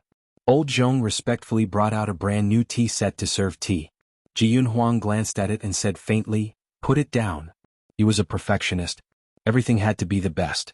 This tea smelled far worse than the tea he usually drank and he found it hard to swallow. Old Zhong did not dare to say anything else and served a few more refreshments, but Ji Yunhuang did not touch them. It was already past dinner time and everyone was hungry. However, since the crown prince did not have any intention of eating, they naturally did not dare to mention it. Soon 2 hours were about to pass. Second uncle secretly heaved a sigh of relief. Just as he was about to say that it was time, the door opened and Ning Xuema walked out. It's done, it's connected. In her previous life, not only did she learn Chinese medicine, she also learned surgery from an international top medical genius. Being a special agent was a dangerous profession. She and her subordinates often got injured, but as long as she was by their side, they would be treated in time. Not to mention that she could reattach an arm, even if there was a hole in the heart, she could heal it as long as the emergency treatment was in time. The equipment of this era naturally could not be compared to the modern professional equipment, but fortunately, her medical skills were superb, and she was able to reattach second aunt's arm properly. She also used a special method to slightly dredge second aunt's blood vessels. When everyone rushed in to check second aunt's injury, her broken fingers were already trembling unconsciously. Miracle. This was simply a miracle. Where did she learn such medical skills from? Ji Yunhuang looked at Ning Xuema with an inquisitive gaze. Second uncle regretted it and wanted to think of a way to renege. How can this be considered reattached? At most you can just sew her arm back. She definitely won't be able to move her arm, and her palm won't be able to grasp anything. Ji Yunhuang's lips curled up slightly. Whether she can grasp something or not, we'll know once we try. He opened his palm and a gold ingot appeared in his palm. He casually stuffed it into second aunt's injured hand and slowly said, "If you can grasp it, this gold ingot is yours." Although second aunt was unconscious, her greedy nature had already seeped into her bones. The moment her palm touched the gold ingot, she trembled slightly and immediately clenched her 5 fingers tightly, nimbly grasping the gold ingot in her hand. Second uncle was speechless. Ji Yunhuang flicked his finger and second aunt woke up from her coma. Her physical strength was really good. As soon as she woke up, she didn't care that her arm was bandaged like a dumpling. She immediately raised her hand to look at the gold in her palm. Second uncle originally wanted to say that she might not be able to raise her arm, but he didn't expect his wife to do this. This made him choke on his words. In front of this crown prince, second uncle and his wife didn't dare to blatantly renege on the debt. However, when they thought about having to pay a few thousand taels of silver, they felt as if their flesh was being cut off while they were still alive. The second aunt decided to take another gamble. Shuema said that my arm would be as good as new, but I can barely hold something with my arm now. It hurts so much when I lift my arm a little. She can't completely cure my arm. Ning Shuema shot her a glance. Even if a dog's leg is broken, it would still need to be reattached for a period of time before it can recover to its original state. What's more, your arm fell off and was reattached. Rest well for a month. If you can't recover in a month, come and find me again. Injuries to the tendons and bones would take 100 days to recover. How could someone who had lost an arm recover in a month?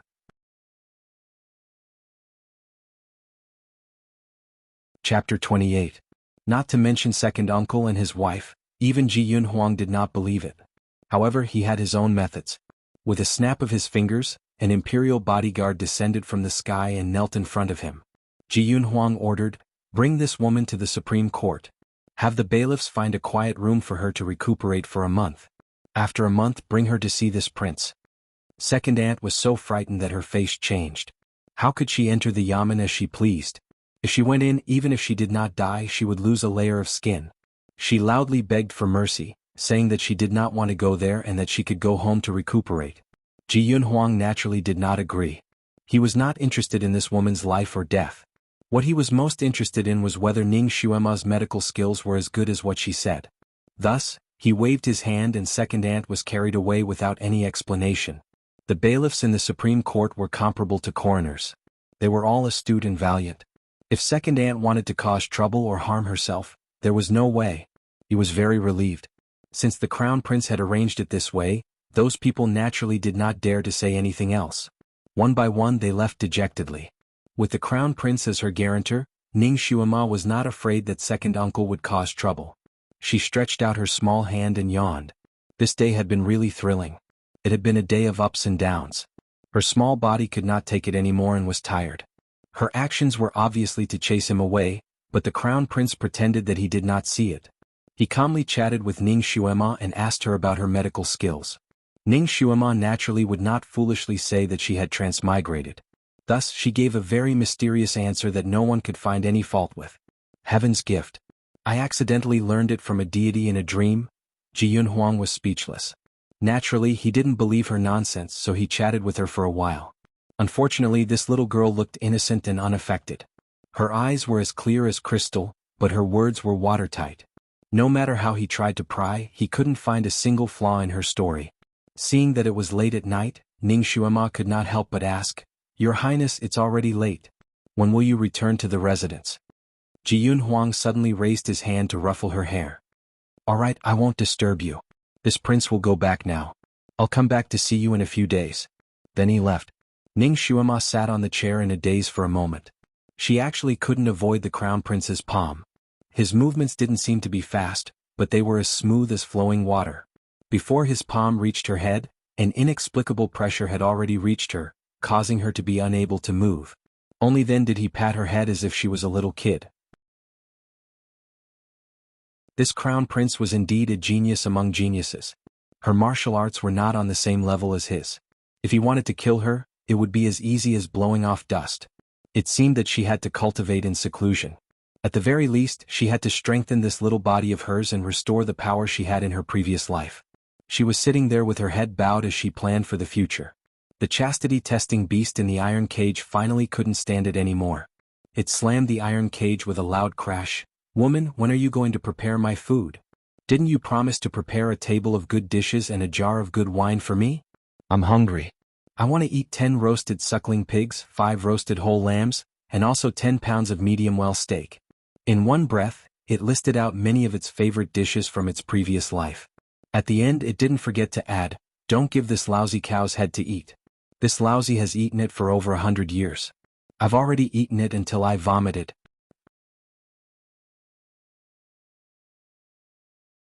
Chapter 29. The chastity-testing beast's food was a kind of divine cow's head, and it was a freshly cut cow's head. For other chastity-testing beasts, it might be a delicious meal. But for him who had transmigrated into a beast, every time he ate a meal, it would undoubtedly be a torture for him.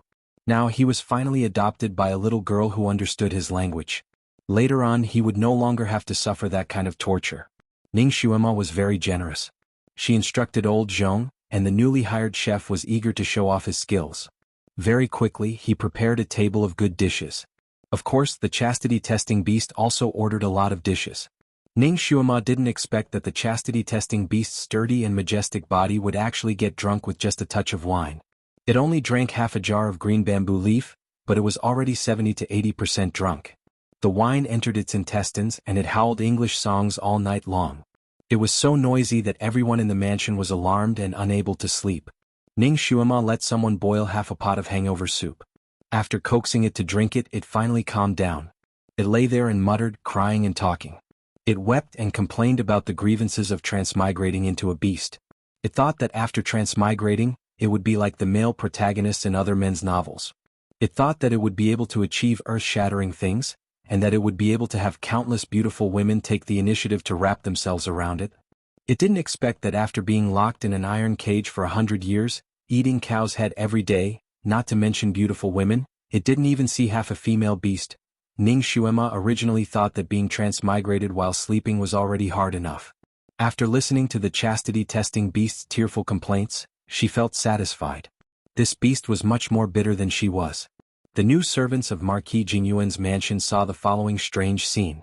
Their young master got a blanket and sat in front of the iron cage. After chatting for a long time with the ferocious chastity-testing beast, their young master began to call the chastity-testing beast Tom. Everyone was surprised. Tom? Could it be that this chastity-testing beast was actually a female beast? This name was very strange. The chastity-testing beast's English name was Tom. After 100 years, someone finally called him by his original name. He was very moved and his impression of Ning Xuema went up another level. Loyalty was refreshed. It was a very trustworthy beast. Since it had promised Ning Xuema that it would look after the gold, even if it was drunk, it wouldn't slack off. After drinking the hangover soup, it simply laid down on the chest that contained the gold and fell asleep. Mansion of the sixth prince, the moonlight was perfect, and the flowers were beautiful.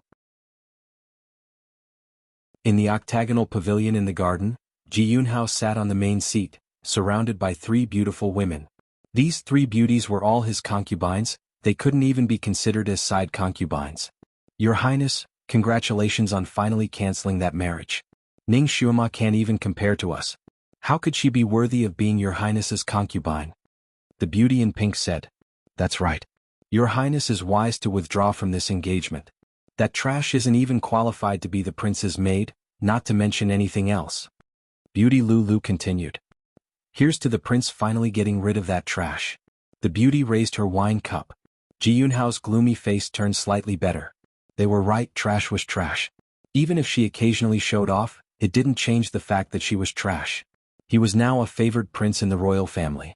His status would only become more and more honorable. Successfully withdrawing from this engagement was the right thing to do. He didn't do anything wrong. He raised his head and drank the wine, then looked up at the moonlight. That good-for-nothing girl must be under a lot of pressure from her so-called relatives, right? Chapter 30. Perhaps the 2,000 taels of gold had already been stolen by someone else and she had even been beaten up. The scene of Ning Xuema being beaten to the ground seemed to flash before his eyes. His heart felt a little better. He was the one who proposed breaking off the engagement and dumping her. At that time she only did that to regain her face. Perhaps she was regretting it in her heart. He drank another cup of wine, completely unaware that his thoughts had revolved around that girl the entire night. Your Highness. The surroundings darkened and the shadow guard he sent silently appeared in front of him, kneeling on the ground. How is it? Jianghu asked. He felt that this shadow guard should be able to bring back good news. That shadow guard looked at his 3 concubines and wanted to speak, but stopped. They are all on the same side, there is no harm in speaking. Jianghu wanted to let these concubines hear how miserable that stinky girl was right now. His Highness's orders were greater than the heavens. That shadow guard paused for a moment before finally telling him everything that he saw in Marquis Jingyuan's mansion. His memory and ability to organize his words were very good, so he spoke very vividly. The more Ji Yunhao listened, the darker his face became. Without waiting for that shadow guard to finish, he slapped the table. You're saying that she knows martial arts? Her relatives couldn't do anything to her? Instead, they were fiercely taught a lesson by her? Yes. Miss Ning's martial arts are very strange, but it is very effective. This subordinate has never seen it before. Ji Yunhao's face was as calm as water. He also remembered the scene in the square where Ning Xuema had intentionally or unintentionally avoided his pressure point ceiling. Could it be that the girl's so-called trash physique was fake? Was she hiding it? It shouldn't be, right? The psychokinesis crystal ball had never made a mistake before. His heart was like a ball of fire. With a puff sound, his fingers directly crushed the wine cup. That shadow guard paused as if he still had something to say. Ji Yunhao was impatient. What happened after that? Was there really no one who dared to reach out and steal the gold? The shadow guard lowered his head. This subordinate didn't see what happened after that, but His Highness the Crown Prince discovered this subordinate. Ji Yunhao's body stiffened, greatly surprised. My third brother? He was also there? When did you go? The shadow guard was ashamed. This subordinate also did not know when His Highness the Crown Prince arrived. When this subordinate discovered him, he was already behind this subordinate. His Highness the Crown Prince asked the subordinate to pass on a message to you. He repeated Ji Yunwang's words word for word. Ji Yunhao. His face felt like it had been slapped. It was burning hot.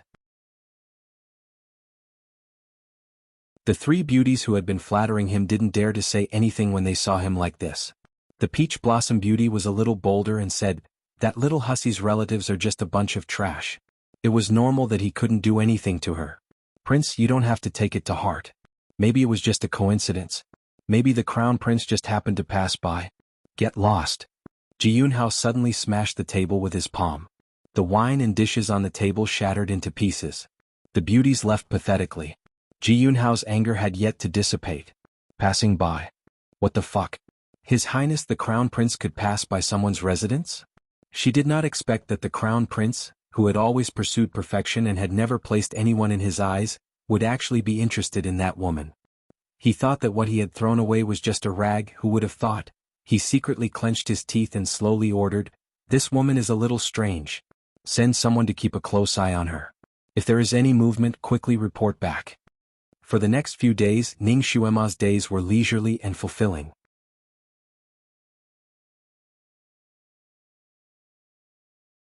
Chapter 31. Marquis Jingyuan's household had many things to do. Fortunately, she now had money and a rather capable old Zhong. All the chores were handled by old Zhong, and the important matters were reported to her. All the pavilions in Marquis Jingyuan's household had been repainted, and the servants who had been recruited had their own duties under old Zhong's guidance. It was chaotic but orderly. Old Zhong also swept away his previous decadence, as if he had been rejuvenated. His back was perfectly straight and he walked with vigor. His young miss had gone through such a disaster, and it was as if she had been reborn. She finally had the aura of a general's daughter. In the future, their Marquis Jingyuan's household would no longer be bullied. More importantly, he didn't know where young miss had learned her medical skills, which could be called miraculous.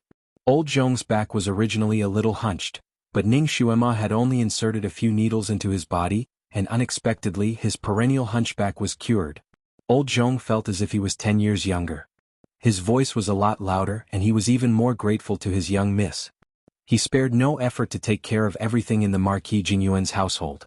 In just 10 days, the Marquis Jingyuan's household was already on the right track. Ning Xuema actually wasn't idle these few days. She was concocting all kinds of medicine, buying all kinds of tools, and of course she also refined a pile of poison. Her body was weak now and her skills were shallow. Although the Marquis Jingyuan's household seemed to be on the right track, in fact, she didn't know how many undercurrents were surging around. There were many people who wanted to kill her and then trample her back into the mud. She had to add more insurance for herself. In the situation where her skills were weak, poison was indispensable to her. Of course, in her free time, she also cultivated her own skills. Because the cultivation method was special, she didn't want other people to see it. Fortunately, she had a special cultivation room and every day she would cultivate inside for 4 hours. There were many people in the Marquis Jingyuan's household, and there were also people eyeing covetously from outside. In order to prevent people from trespassing into her cultivation room and medicine room, Ning Xuema set up Zhuge Liang's 8-front formation around these 2 rooms. This continent probably had something to do with cultivating techniques, so they didn't pay attention to formations. Even if 2 armies were to face off, they would only use the most common formation, and didn't know anything about those mysterious formations. So no matter how the almighty Shadow Guards thought of all sorts of methods, they were still unable to get within 5 feet of these 2 places. As a result, the report that Ji Yunhao received was as follows. After Miss Ning woke up today, she entered an octagonal pavilion and stayed there for 6 hours. Afterwards, she entered a small building covered by green trees and stayed there for 6 hours. I don't know what kind of formation was set up in those 2 places, but every time I secretly followed them, I would have hallucinations, so I couldn't go in to take a look. Magic array? Ji Yunhao held his breath and frowned. In this world, only conjurers whose psychokinesis had reached the 3rd level of the earth rank could form a trapping array. In the vast Sky Empire, there were very few people who could set up this kind of array, only 3 or 4 of them. One of them was the Crown Prince, while the others held important positions in various large sects and rarely left the mountain. That trashy girl could actually form a magic array. This was too heaven-defying. Are you sure? Is it really a spell formation? He asked in a deep voice. The Shadow Guard pondered for a moment, then honestly said, it's somewhat similar to a spell formation but not too similar. Legend has it that the spell formation uses talismans as the medium, and psychokinesis as the main body. I heard that people who enter the spell formation will be injured by the spell, and won't be able to distinguish north from south. But this Miss Ning's spell formation seems to have been set up with the help of those flowers, trees, pavilions, and boulders.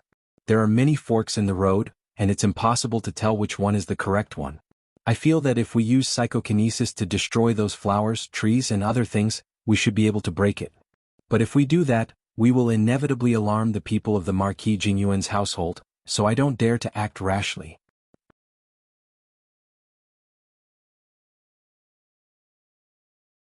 Chapter 32.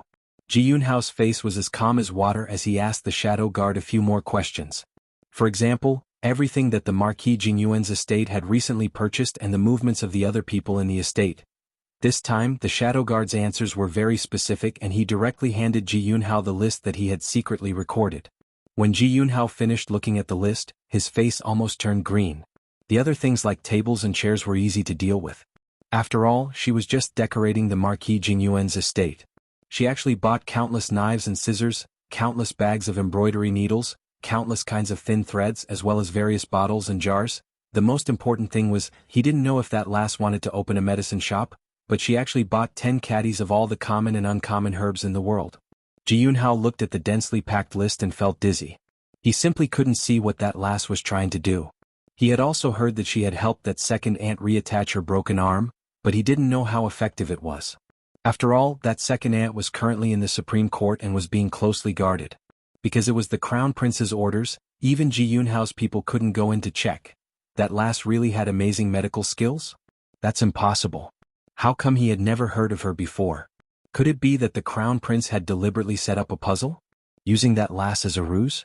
Ji Yunwang's thoughts were not something that ordinary people could guess. After sending the Shadow Guard away, he sat on the chair and pondered for a long time, but he still couldn't think of a reason. Your Highness is in a good mood, admiring the moon in the garden at this time. A delicate voice sounded and a green-clothed girl came out from the corner. This girl's eyebrows were delicate and her figure was slim. Walking out in such a graceful manner, she was also beautiful. Her foot seemed to be tripped by something and she cried out in pain. She staggered and fell into Ji Yunhao's arms. Hugging a soft and fragrant body, Ji Yunhao's expression also became gentle. Daichang, why are you here? Your Highness hasn't seen Daichang for several days already. Daichang could only deliver herself to your doorstep. Hu Daichang pouted. This prince has indeed been busy these few days and neglected you. I'll compensate you now. Ji Yunhao didn't say anything else and kissed her while his hands carelessly rubbed her body. Oh, you're so naughty. You're bullying me again. Hu Diechang's pretty face was bright red. She giggled in his arms, but her pair of small hands seemed to want to resist him. Ji Yunhao was also in high spirits. The more he took advantage of her, the angrier he got. Seeing that the heavenly lightning was about to trigger the earthly fire, Hu Daichang suddenly grabbed his naughty hand and stopped him from continuing. Your Highness, we can't continue like this. After all, we haven't gotten married yet. Jianhao's mood was interrupted and his tone wasn't very good. Daichang, this prince will definitely marry you. After a few, let Imperial Father grant us a marriage. This prince will definitely not let you down. You see, for you, this prince has even cancelled the marriage with the concubine. Your Highness, Daichang is doing this for your own good. If that trash really becomes the sixth king's concubine, she will lose face for the sixth king's palace. This servant is not willing to be sisters with a trash. Hu Daichang curled her lips, her tone filled with disdain for Ning Xuema. Trash? Was that girl really trash? Ning Xuema's smiling eyes flashed in front of Ji Yunhao's eyes, and then he thought of the news he had heard in the past few days. His heart suddenly felt somewhat irritated, and he was somewhat lost in thought. Your Highness? Your Highness? Hu Daichang waved her small hand in front of his eyes, and he finally came back to his senses. Thank you to Raging Flame Stone and other local tyrants for your tips. Mumu has nothing to repay you with, so I added a chapter to express my gratitude.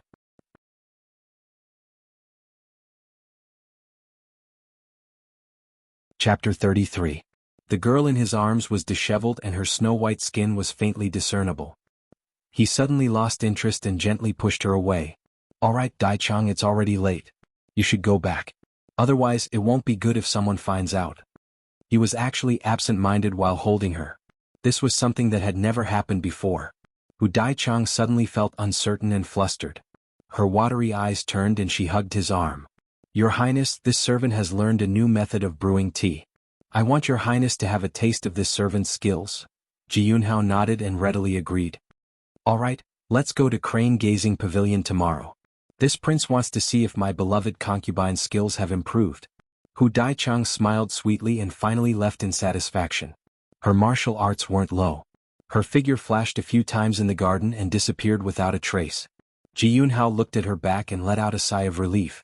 He shouldn't have made the wrong choice. This girl should be his official concubine. Hu Daichang was the most favored daughter of the current Grand Marshal, Hu Qinghua. Hu Qinghua was originally a general under Ning Xuema's father, Marquis Jing Yuan. He was brave and skilled in battle. His intelligence was outstanding and he was also good at managing the government. After Marquis Jing Yuan died, he took over Marquis Jing Yuan's official title and became the new Grand Marshal. With military power in hand, he held great power. He was a person with real power in the imperial court. He was also someone that the princes wanted to win over. Being able to capture the heart of his daughter, Hu Daichang, was also a fluke. Hu Daichang originally liked his third brother, the Crown Prince. However, the Crown Prince didn't put Hu Daichang in his eyes. He embarrassed her several times and finally made her give up. Ji Yunhao took advantage of this and captured the heart of the beauty. Hu Daichang had a good family background, good looks, and talent. She was also so gentle and lovely. She was a good match for him. Therefore he doted on her and loved her. He risked being scolded by his imperial father to think of a way to cancel Ning Xuema's engagement. This girl was the one he wanted. That Ning Xuema wasn't even worthy of carrying her shoes. It wasn't wrong for him to cancel the engagement. The Crane Gazing Pavilion was the largest and most tasteful tea house in the capital of vast Sky Country. The hardware and software here were all top-notch. Of course, it was also the most expensive. Even a cup of ordinary tea here would cost 10 taels of silver, which was equivalent to the monthly salary of an intermediate martial master. The people who came here to drink tea were either rich or respectable, and they were the kind of people who would throw away their money like this. Ning Xuema sat in a tea house on the second floor. She looked at the small red clay pot in front of her with a pained expression. She sniffed the aroma of the tea and sighed softly. Ordering tea here was different from ordering tea in modern times. In modern times they ordered tea by the type of tea, but here they ordered the type of pot. She casually selected the small red clay pot and walked upstairs. Ning Xuema finally understood why the surrounding customers looked at her so strangely when she ordered this pot of tea, when the tea brewer carried the tea set up on a golden plate inlaid with jewels as if it were a peerless treasure. What the fuck, this is actually the most valuable one. Here, a teapot made from red clay was more valuable than any other tea set. A pot of tea made from this kind of teapot actually cost 1,000 taels of silver. Although Ning Xuema had just made a fortune, her recent expenses were not small. In just half a month's time, she had already spent 3/4 of her 2,000 taels of gold. Now she only had 500 taels left. Here, 500 taels of gold was equivalent to 2,500 taels of silver. She deeply felt that she could no longer sit around and eat until she ran out of money. Therefore she came out today to look for business opportunities to make money.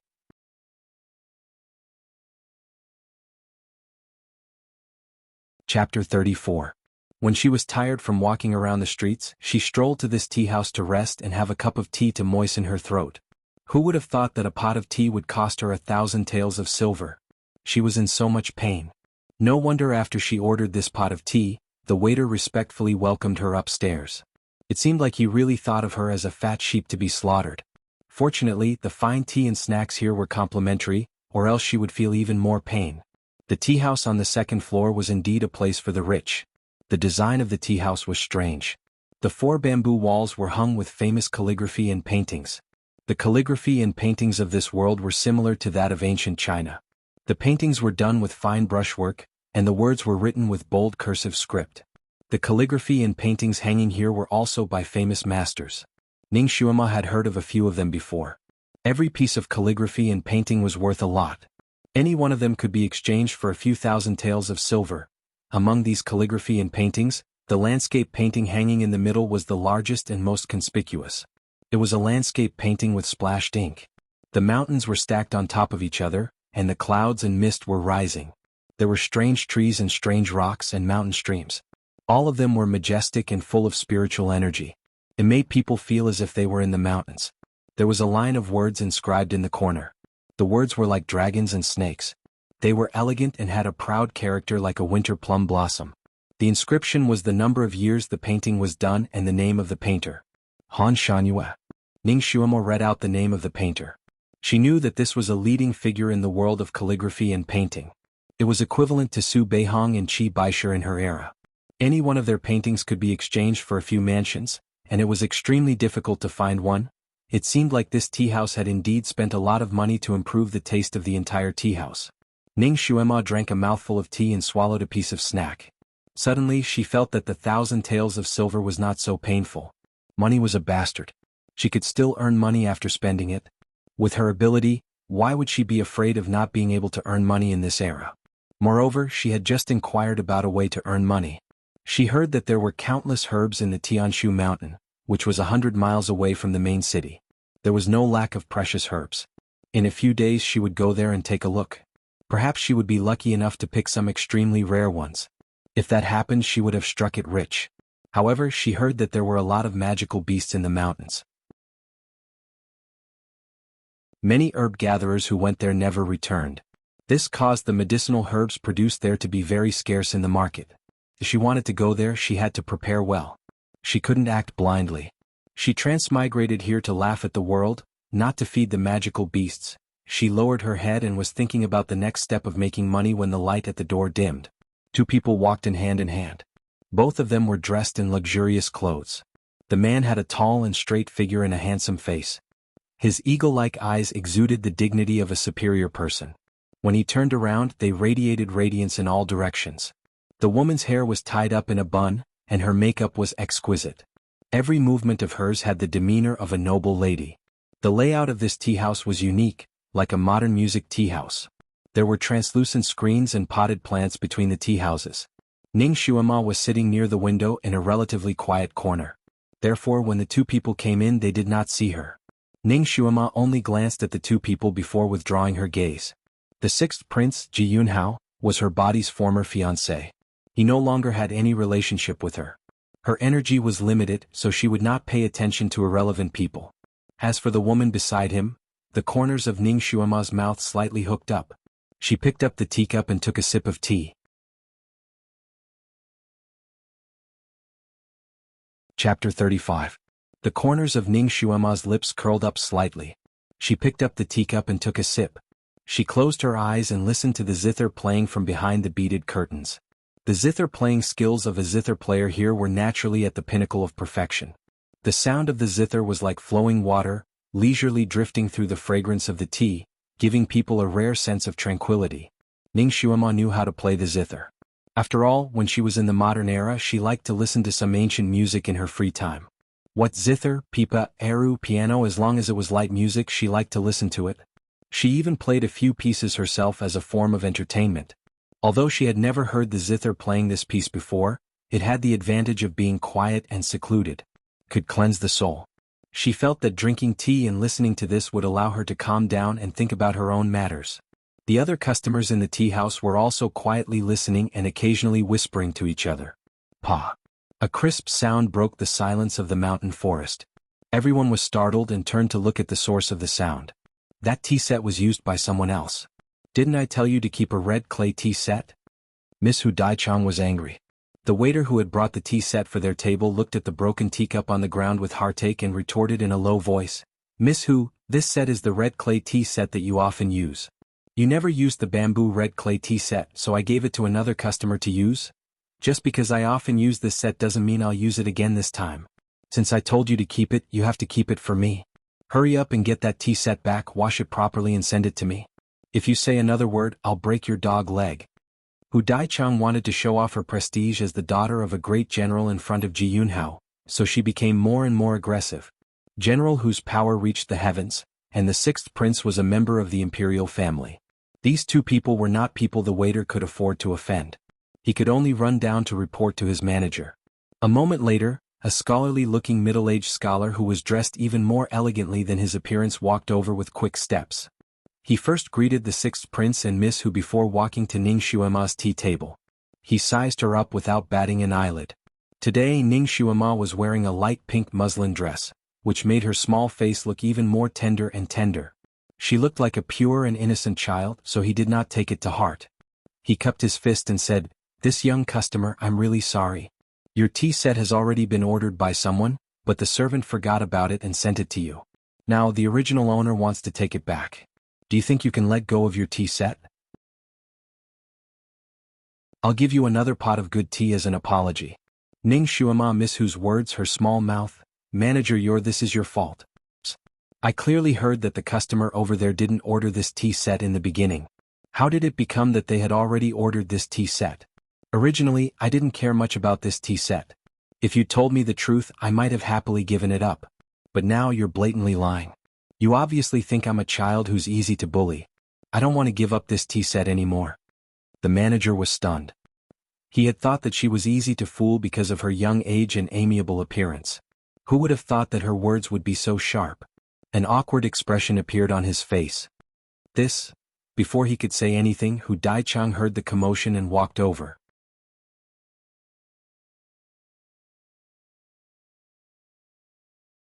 Chapter 36. Hu Daichang heard the commotion and walked over. She looked down at Ning Xuema and said, "Oh, I was wondering who dared to steal my tea set. So it's you, the trash. Shopkeeper, you're in the wrong here. Your tea house is a place where high officials and nobles come. How can you let this kind of trash in?" The thick disdain in her tone was like aged vinegar, spreading to every corner of the tea house. Countless eyes looked over and fell on Ning Xuema. There was suspicion, bewilderment, and confusion in their eyes. Ning Xuema had become famous recently. Many people had seen her true face when she was carried through the streets in an iron cage. However, at that time, Ning Xuema's hair was disheveled and her face was red and swollen. She was so embarrassed that it was almost impossible to recognize her human form. How could she be as fresh as now? It was no wonder that most people didn't recognize her. Hu Daichang saw everyone's gaze and became even more proud. "Everyone, she is Ning Xuema from Marquis Ning Jingyuan's mansion who was caught stealing a man a few days ago. This kind of trash is actually drinking tea in the same tea house as us. Don't you think we should ask the shopkeeper to drive her out?" Everyone looked at each other. Ning Xuema's incident a few days ago was well known throughout the city. They naturally knew about it. However, didn't it prove that Miss Ning was wrongly accused? Although everyone looked down on trash, seeing Hu Daichang so arrogantly bully a little girl made them look down on her. Most people didn't respond. Only a few people who wanted to flatter the sixth prince and Hu Daichang responded, Yes, drive her out. Drive her out. Such a person doesn't deserve to stay in this tea house. Get out quickly." Hu Daichang was flattered by these people and became even more proud. Her gaze fell on Ning Xuema's face again. She wanted to see her trembling in anger or being scared silly. However, she didn't expect that Ning Xuema was still sitting there calmly, playing with a cup of tea in her hand. She looked at her as if she was watching a monkey play. Such a gaze pierced Hu Daichang's heart. She said angrily, "Why are you looking at me like that? Feeling guilty?" Ning Xuema smiled and said softly, "Who are you calling a slut?" "Bitch, I'm talking about you." Hu Daichang replied without thinking. As expected, the slut is talking about me. Ning Xuema's voice was crisp and clear, like a string of silver bells ringing. Since you've admitted it yourself, then I won't say anything more about you. Take care of yourself and try to get rid of this word as soon as possible. Puchi. Ah. Someone in the tea house couldn't help but laugh. This little girl's counterattack was really ruthless. Hu Daichang finally reacted. Her pretty face flushed red, and she couldn't help but raise her hand to slap her. You little bitch. Her movements were extremely fast and her hand was like the wind. This time she used her telekinesis and was determined to break Ning Xuema's white teeth. However, Ning Xuema only raised her hand slightly.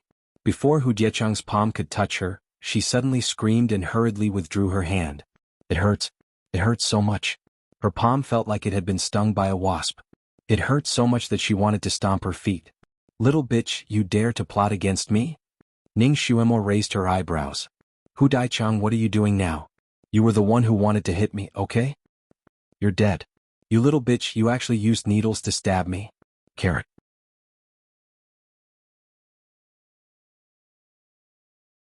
Chapter 37. Where did I prick you with the needle? Show it to everyone. Hu Daichang raised the hand that was pricked as if she was raising a flag. You slut, don't even think about denying it. You pricked my palm. When she opened her palm, she discovered that her palm was ruddy. Not to mention a needle mark, there wasn't even a red dot to be seen. Everyone's eyes were sharp. They looked at her palm and then back at her with suspicion in their eyes.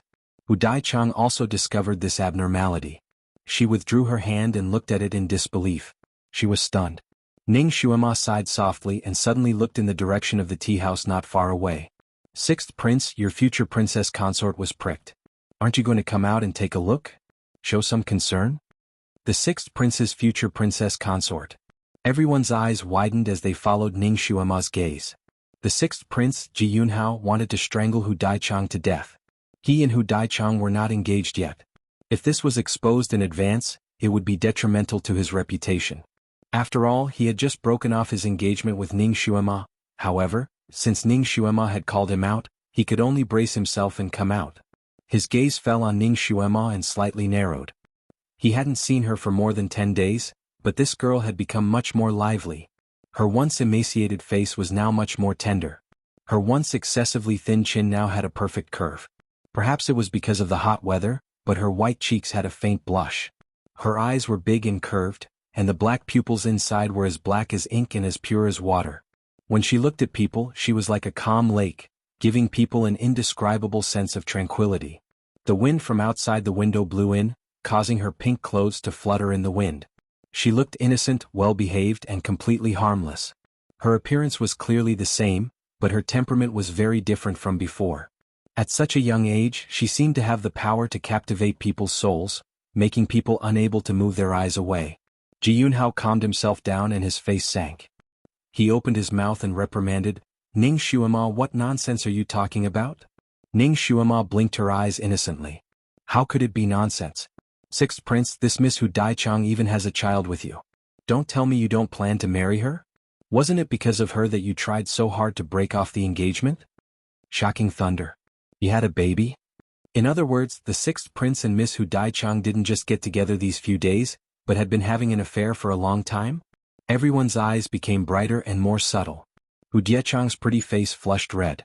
She was indeed pregnant, but it was only a little more than a month. She thought that she wouldn't show it, but she didn't expect Ning Xuema to expose her. She couldn't help but feel ashamed and angry. Ning Xuema, how dare you? How dare you make irresponsible remarks? Jianghu was also stunned, and his handsome face turned even darker. In Changkong country, regardless of whether the two parties were engaged or not, losing one's virginity before marriage was the most despicable act. One would be reviled by tens of thousands of people. Even if the man had 3 wives and 4 concubines, if he had a relationship with an innocent girl without any status, he would also be despised by everyone. Ning Xuema, do you know what kind of punishment you will receive for speaking nonsense? Jianghu's voice was as cold as ice. Ning Xuema's expression became even more innocent. I know, but I didn't speak nonsense. What I said was the truth. Miss Hu is clearly 45 days pregnant. She tilted her head slightly, causing the 2 buns on her head to sway slightly. She blinked her eyes and suddenly had a look of realization. Could it be that the baby in her belly isn't yours?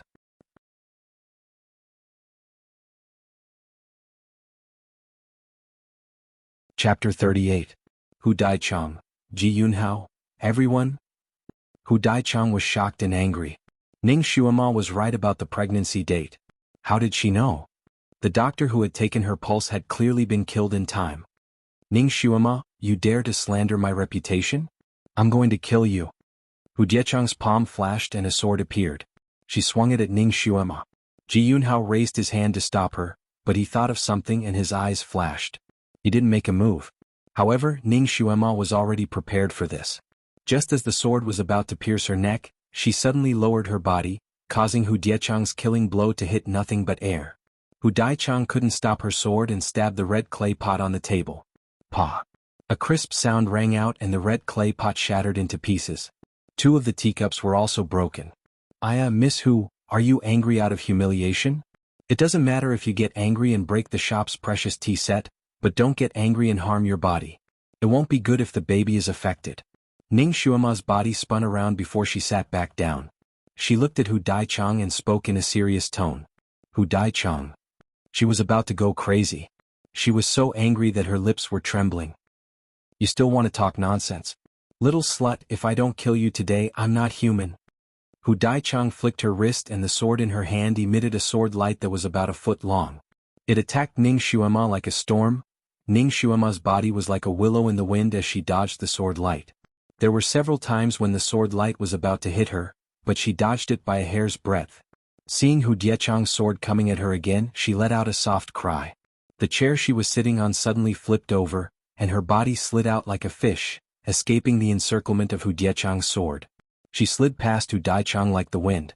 Hu Diechang's ankle seemed to have been stung by something. A thread of pain shot up from the stung area and into her abdomen. She was in so much pain that her face turned white. With a cry of pain, she threw away the sword and hugged her stomach. She bent over and almost wanted to roll on the ground.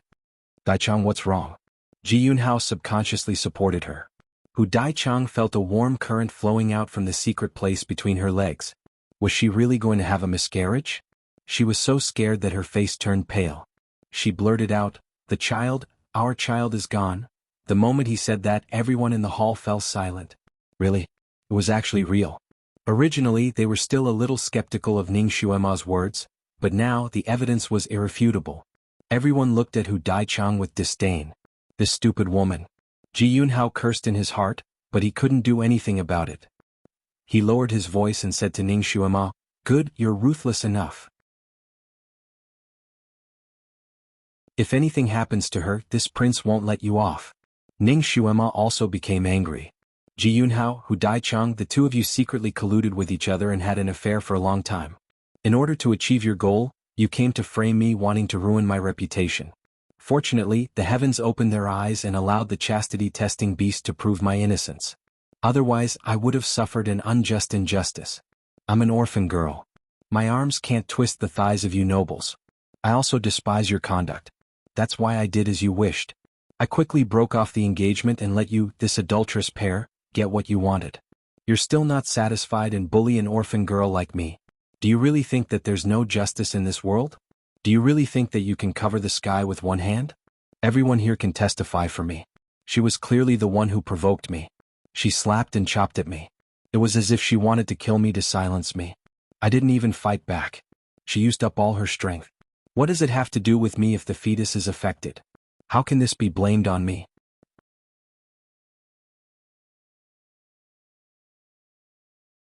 Chapter 39. Her big eyes were filled with tears. You shouldn't bully people like this, right? Hu Daichang, I used to treat you as a good friend. When I was 7 years old, you chased after me and called me big sister. You even said that although I was younger than you, my birthday was older than yours, so you should call me little big sister and respect me. You even said that you would always be my best friend and call me little big sister. Is this how you treat little big sister? I always gave in to you and tolerated you. You stole my fiancé, but I didn't want to argue with you. You always bullied me, but I also gave in to you. I just wanted to settle things peacefully. Who would have thought that you would work together to scheme against me? Now you even want to threaten me and frame me? She clearly looked like she was about to cry, but her words were like exploding beans. She spoke quickly but each word was clear. Every word was like a bullet hitting people's hearts. So it was like this. So the truth was like this. Everyone suddenly understood. They looked at Ji Yunhao and Hu Daichang with even more disdain. Ji Yunhao's face was as black as the bottom of a pot. He was also a smart person. Although the matter of Ning Xuema being wronged wasn't done by him, he could already guess who did it. Other than the woman in his arms, there was no one else, but he couldn't say it out loud. After all, he still had a use for her in the future. He still wanted to marry Hu Daichang and obtain Marshal Hu's support. Originally, he wanted to casually find a scapegoat to smooth over this matter. In any case, he could at least explain himself.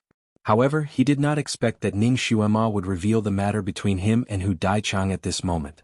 Faintly, she also pinned the main culprit of that matter on him. Unfortunately, he still could not explain. The people drinking tea in this tea house were all famous people in the imperial city. He couldn't silence them one by one. His gaze fell on Ning Xuema's body, and a cold light flashed through his eyes. He opened his mouth to say something, but Hu Daichang felt a warm flow down there. She didn't care about anything else and couldn't help grabbing his sleeve. Her voice trembled as she said, "Your Highness, save our child." "I'm bleeding." Ji Yunhao subconsciously lowered his head and saw that Hu Daichang's skirt was wet. "What's that smell?" Someone muttered in a low voice and wrinkled his nose. "Why does it smell like urine?" Someone asked, fanning his nose in disgust. "Miss Hu, are you sure you're bleeding? Not urinary incontinence?" Ning Xuema also took a step back, her little nose wrinkling slightly. However, he sneered in his heart. This ungrateful woman. At that time, Hu Daichang was also poor. Her father was seriously ill and she was begging on the streets. She was molested by a lecher. Coincidentally, Ning Xuema, who was 6 years old at the time, saw it and sent people to save her. The original owner of the body, Ning Xuema, was kind-hearted. Seeing that Hu Daichang was pitiful, not only did she invite a doctor to treat her father's illness, but she also brought Hu Daichang and her father to Marquis Jingyuan's mansion. It was because of this that Hu Daichang's father had the opportunity to climb up the social ladder. It was also because of this that Hu Daichang and her father were where they were today. At that time, Hu Daichang followed behind Ning Xuema every day. She, a 13-year-old girl, chased after Ning Xuema, a 7-year-old girl, and tried her best to curry favor with Ning Xuema. However, she didn't expect that before Marquis Jingyuan's mansion fell, Hu Daichang would always have a disdainful look on her face whenever she saw Ning Xuema. She would often bully her openly and secretly, humiliate her in front of others, and even beat her up because of a small retort. Ning Xuema was beaten black and blue and almost lost her life.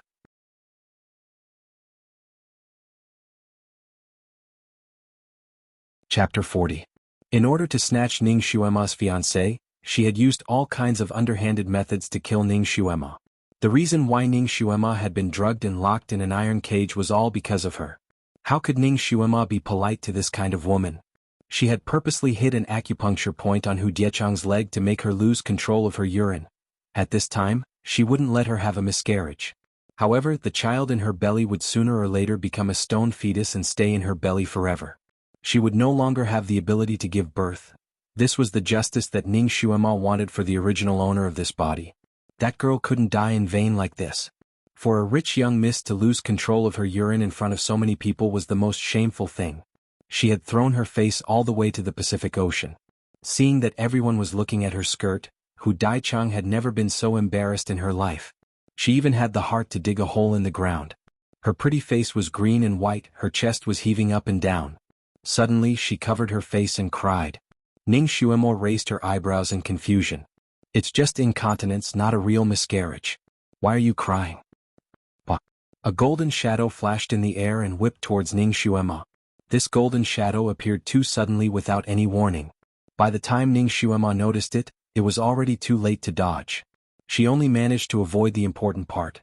The golden shadow whipped her back, causing her to stagger. Ning Xuema quickly steadied herself and raised her head. She saw Ji Yunhao standing in front of her with a whip-shaped golden shadow flickering in his palm. Ning Xuema apologized. Ning Xuema's back felt like it had been stung by a hornet. She couldn't help but look back. She knew that her back was bleeding. Why? Ning Xuema's fingers slowly clenched. Why did this bastard hit her? And under the watchful eyes of so many people. Based on the fact that I was once your fiancé, I have the right to teach you a lesson on behalf of your parents. The golden whip in Ji Yunhao's hand flashed again, and lashed towards Ning Xuema's body. This time Ning Xuema was prepared.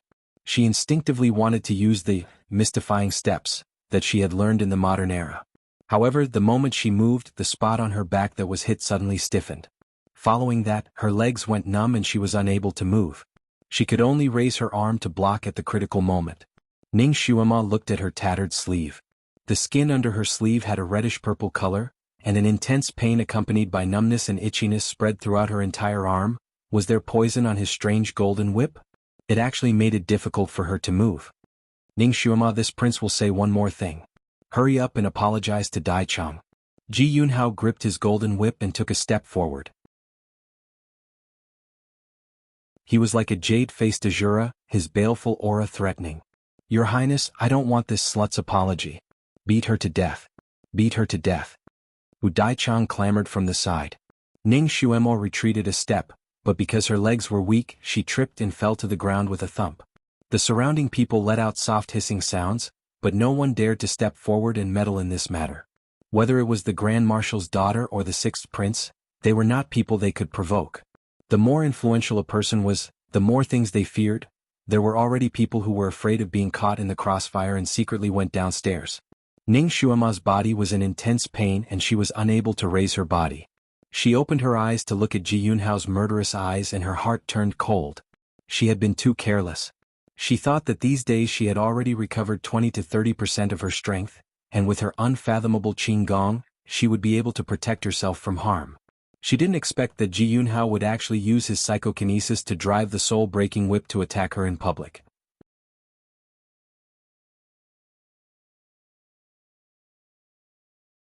Chapter 41. She did not have any relatives or friends here. At this critical moment, she did not even have anyone to save her. Looking at Ji Yunhao's expression, even if she gave in and apologized to Hu Daichang, he would not let her go. He would definitely think of other ways to thoroughly humiliate her. Seeing that Ji Yunhao was about to whip her again, her lips slowly hooked into a sneer. Ji Yunhao, if I don't die, I will make you pay 10 times the price for today's whipping. Her gaze was too cold, causing Ji Yunhao's heart to turn cold. At the same time, there was also an inexplicable unwillingness and anger. This girl used to listen to everything he said. She used to secretly look at him. She used to secretly collect everything about him. Her heart used to be filled with him. Now, although she respectfully called him prince, she looked at him as if she was looking at smelly garbage. She no longer had any feelings for him. But at this time she still shone brightly, only her brilliance did not bloom for him. Since it was like this, he might as well just kill her. At least her gaze did not stop for other men. He was the only one who was her fiancé. Even if he killed her now, it would at most be considered a mistake. His imperial father would not punish him for an orphan. At most, he would be fined a few years of his salary and locked up for a few days. He could also use the excuse of regret and compensation to take this little girl as a concubine. That way she would still be his even after death. Countless calculations could be made in a flash. Ji Yunhao's eyes flashed with murderous intent. The strange golden whip in his hand suddenly became as thick as a gossamer. He raised his arm and the golden whip swam in the air like a snake, whipping towards Ning Xuema's neck. Ning Xuema's entire body was already numb with pain. Unable to dodge, she could only close her eyes. She did not expect that she would die here today. Hu Diechang's eyes flashed with crazy pride. She was very clear about the power of Ji Yunhao's whip. As long as it really hit Ning Xuema, it would directly break her throat and kill her. Seeing that Ji Yunhao's whip was about to kiss Ning Xuema's neck like a viper, a light blue radiance suddenly flashed in the air. In the blink of an eye, a protective shield formed in front of Ning Xuema's body. Ji Yunhao's deadly whip hit the protective shield, causing it to ripple like water. Ji Yunhao's hand trembled, and the golden whip almost flew out of his hand. His expression changed as he took a step back. Brother Crown Prince. A shadow flashed at the door as Ji Yunhuang slowly walked in. Today he was wearing a low-key yet gorgeous thin robe. He still wore that huge jade ring on his thumb, and the jasper on his waist was like a pool of flowing water. His gentle temperament carried an indescribable sense of nobility and indifference. We pay our respects to Your Highness the Crown Prince. Everyone in the tea room knelt down, including Ji Yunhao. Hu Diechang's watery eyes flashed with a hint of complexity. She naturally followed suit and knelt down. However, in a gentle voice she said a few more words. Daichang pays her respects to Your Highness the Crown Prince. Your Highness the Crown Prince has graced us with his presence. Daichang did not kneel earlier to welcome you, please forgive me. She was unable to continue speaking because the Crown Prince whom she had respectfully welcomed did not even look at her. He directly walked past her and bent down to help Ning Xuema up from the ground. Xuema, how do you feel?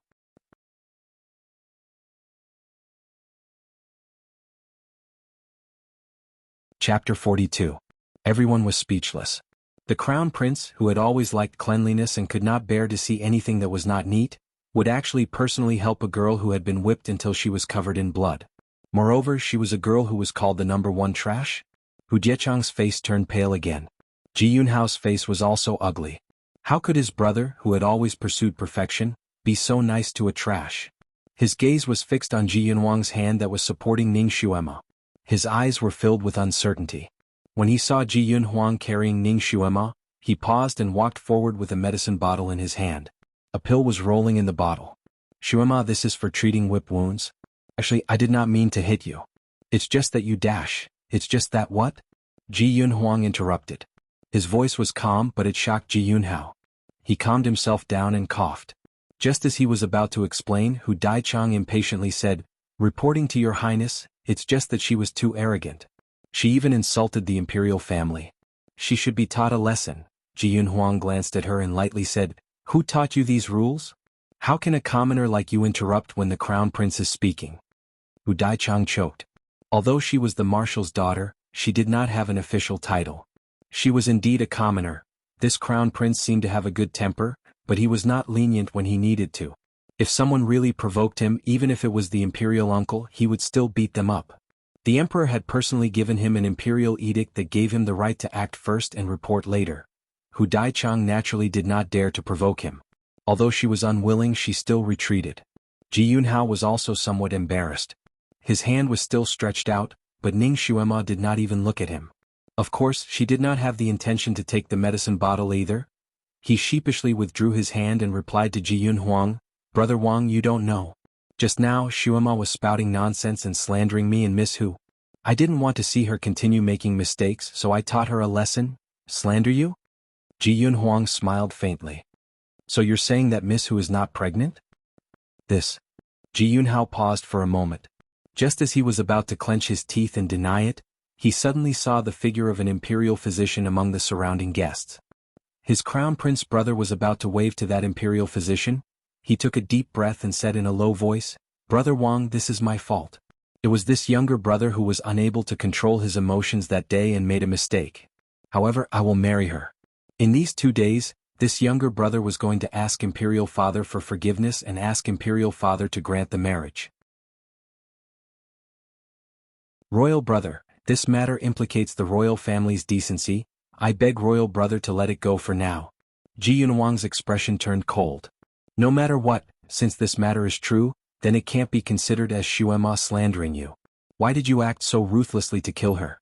Little brother was just angry at the moment, and seeing that a little girl like her was speaking nonsense, I wanted to teach her a lesson. I didn't want to take her life. Just now, it was just a slip of the hand. You are not her father or brother. What right do you have to teach her a lesson? Little brother, after all, little brother was once her fiancé. That's right, it was once. It was only once. Sixth brother, you have already broken off the engagement with her. She has nothing to do with you anymore. You don't have the right to meddle in her affairs anymore. Ji Yunhuang indifferently threw out these words. He carried Ning Xuema and walked out. Ji Yunhao looked at Ning Xuema obediently lying in Ji Yunhuang's arms.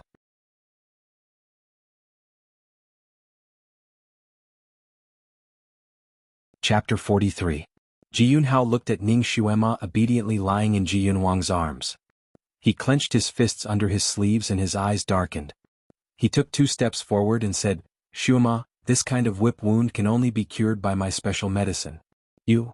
Ning Xuema lifted her small face from Ji Yunhuang's shoulder and opened her small hands towards Ji Yunhao. Did she just forgive him? She was willing to accept his medicine? Ji Yunhao was delighted and quickly handed the pill to her. Half of this pill should be applied externally and the other half should be taken orally. Pooh. With a soft sound, the pill was crushed by Ning Xuema and turned into powder. She opened her palm and blew on it. The powder flew out and almost landed on Ji Yunhao's face. Ji Yunhao was speechless. Ning Xuema's thin lips slightly hooked up. Ji Yunhao, this time we're definitely enemies. I hope your skin is tough enough to withstand my counterattack. Ji Yunhao looked at her being carried by Ji Yunhuang into a low-key yet luxurious carriage. His heart inexplicably turned cold and he shivered. Your Highness. Hu Daichang walked over and her voice was filled with unwillingness. Your Highness, are we just going to let this slut off like this? She still had the smell of urine on her. Ji Yunhao took 2 steps to the side and said indifferently, Daichang, you're still a noble lady. Calling this slut this and that, aren't you afraid that it will lower your status? He turned around and left with large strides. He suddenly felt some regret in his heart. It was as if he had picked up a sesame seed and lost a watermelon.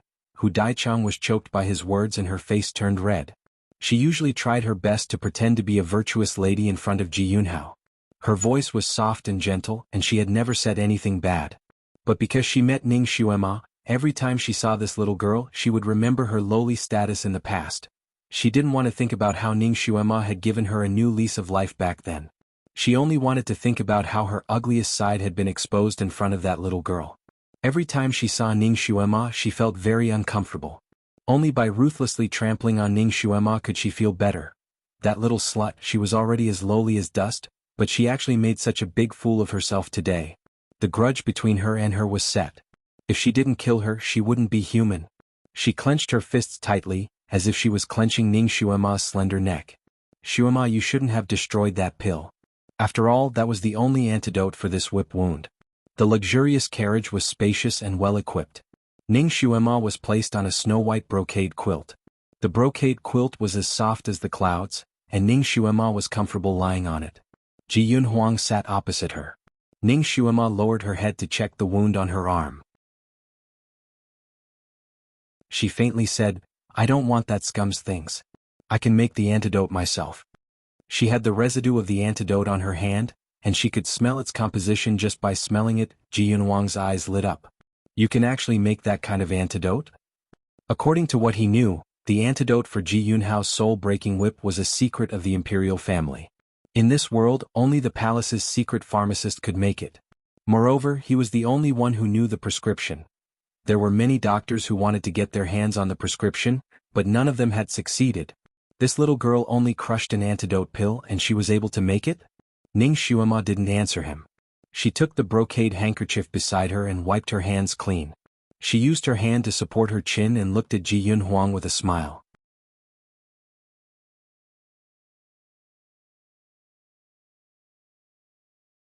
Chapter 44. Ning Xuema did not answer him. She took a handkerchief from the side and wiped her hands clean. She used her hand to support her chin and looked at Ji Yunhuang with a smile. Your Highness, are you interested in the antidote? Why don't I tell you the method to refine the antidote as a reward for saving my life? Ji Yunhuang's eyes flashed and he smiled slightly. This prince is not interested in the antidote. As long as Miss can refine the antidote to cure the poison in your body, it will be fine. He already had a faint understanding of this little fox's temperament. She seemed to be cunning, but she was someone who clearly distinguished between gratitude and grudges. She would repay kindness and hatred and did not like to owe people favors. Therefore, it was better for her to owe him a favor. Boring. Feeling bored, Ning Xuema turned over. However, she forgot about her injuries for a moment. This movement affected the wounds on her body, causing her to hiss lightly. She pursed her lips and endured the pain. Beads of sweat appeared on her forehead. Ji Yunhuang looked at her slightly pale face. He knew the pain of this kind of whip wound. Even a 7-foot-tall man would be in so much pain that he could not help but groan. This little girl could actually endure it and not make a sound. She could even laugh out loud. What kind of living environment could force her to endure this kind of pain? He had already investigated the matters in Marquis Ning Jingyuan's residence. He knew that Ning Xuema had lived a difficult life these past few years and was often bullied by others. He was not surprised that she could endure hardships, but to be able to endure pain, it was somewhat out of his expectations. It made him admire her in his heart. Originally, he was only interested in her medical skills and her strange qigong. But now, he was interested in her as a person. Seeing her pursing her pale lips to endure the pain, he actually felt a kind of heartache. Heartache? Ji Yunhuang was secretly shocked. Even he felt heartache? He was a rare genius. No matter what he learned, he was able to learn it quickly. However, he had a flaw. He did not have any feelings. Although he looked as gentle as jade, he was indifferent to everyone. That year, when his mother, who loved him dearly, passed away, he did not feel any heartache or pain. His imperial father said that he was born to be a ruler. A ruler should be emotionless and should not be influenced by feelings. Only then could he be iron-blooded and just. Only then could he be a good ruler. However, he still had some regrets in his heart. He didn't expect that he would have this kind of feeling after seeing Ning Xuema today. This kind of feeling was unavoidably novel to him. He looked at Ning Xuema in a daze. Ning Xuema thought that no matter how painful the whip wound was, it would only hurt for a while. As long as she could endure it, she would be fine. However, she did not expect that after an hour had passed, the pain from the whip did not lessen. Instead, it seemed to have worsened, causing her to be unable to rest in peace. Ji Yunhuang watched as more and more sweat appeared on her forehead. He seemed to have thought of something and said, "That's right, I forgot to tell you. If you don't use the special antidote for this kind of whip wound, it will continue to hurt and will never stop." Ning Xuema, fuck. Why didn't you say so earlier?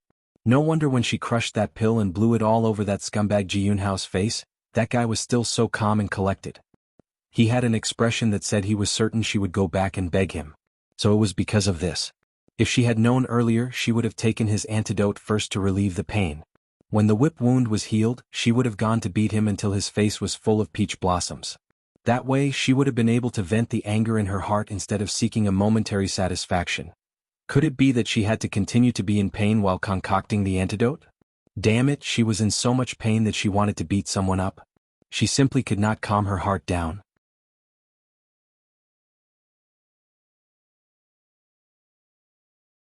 Chapter 45. Ji Yunhuang looked at her wrinkled little face and guessed what she was thinking.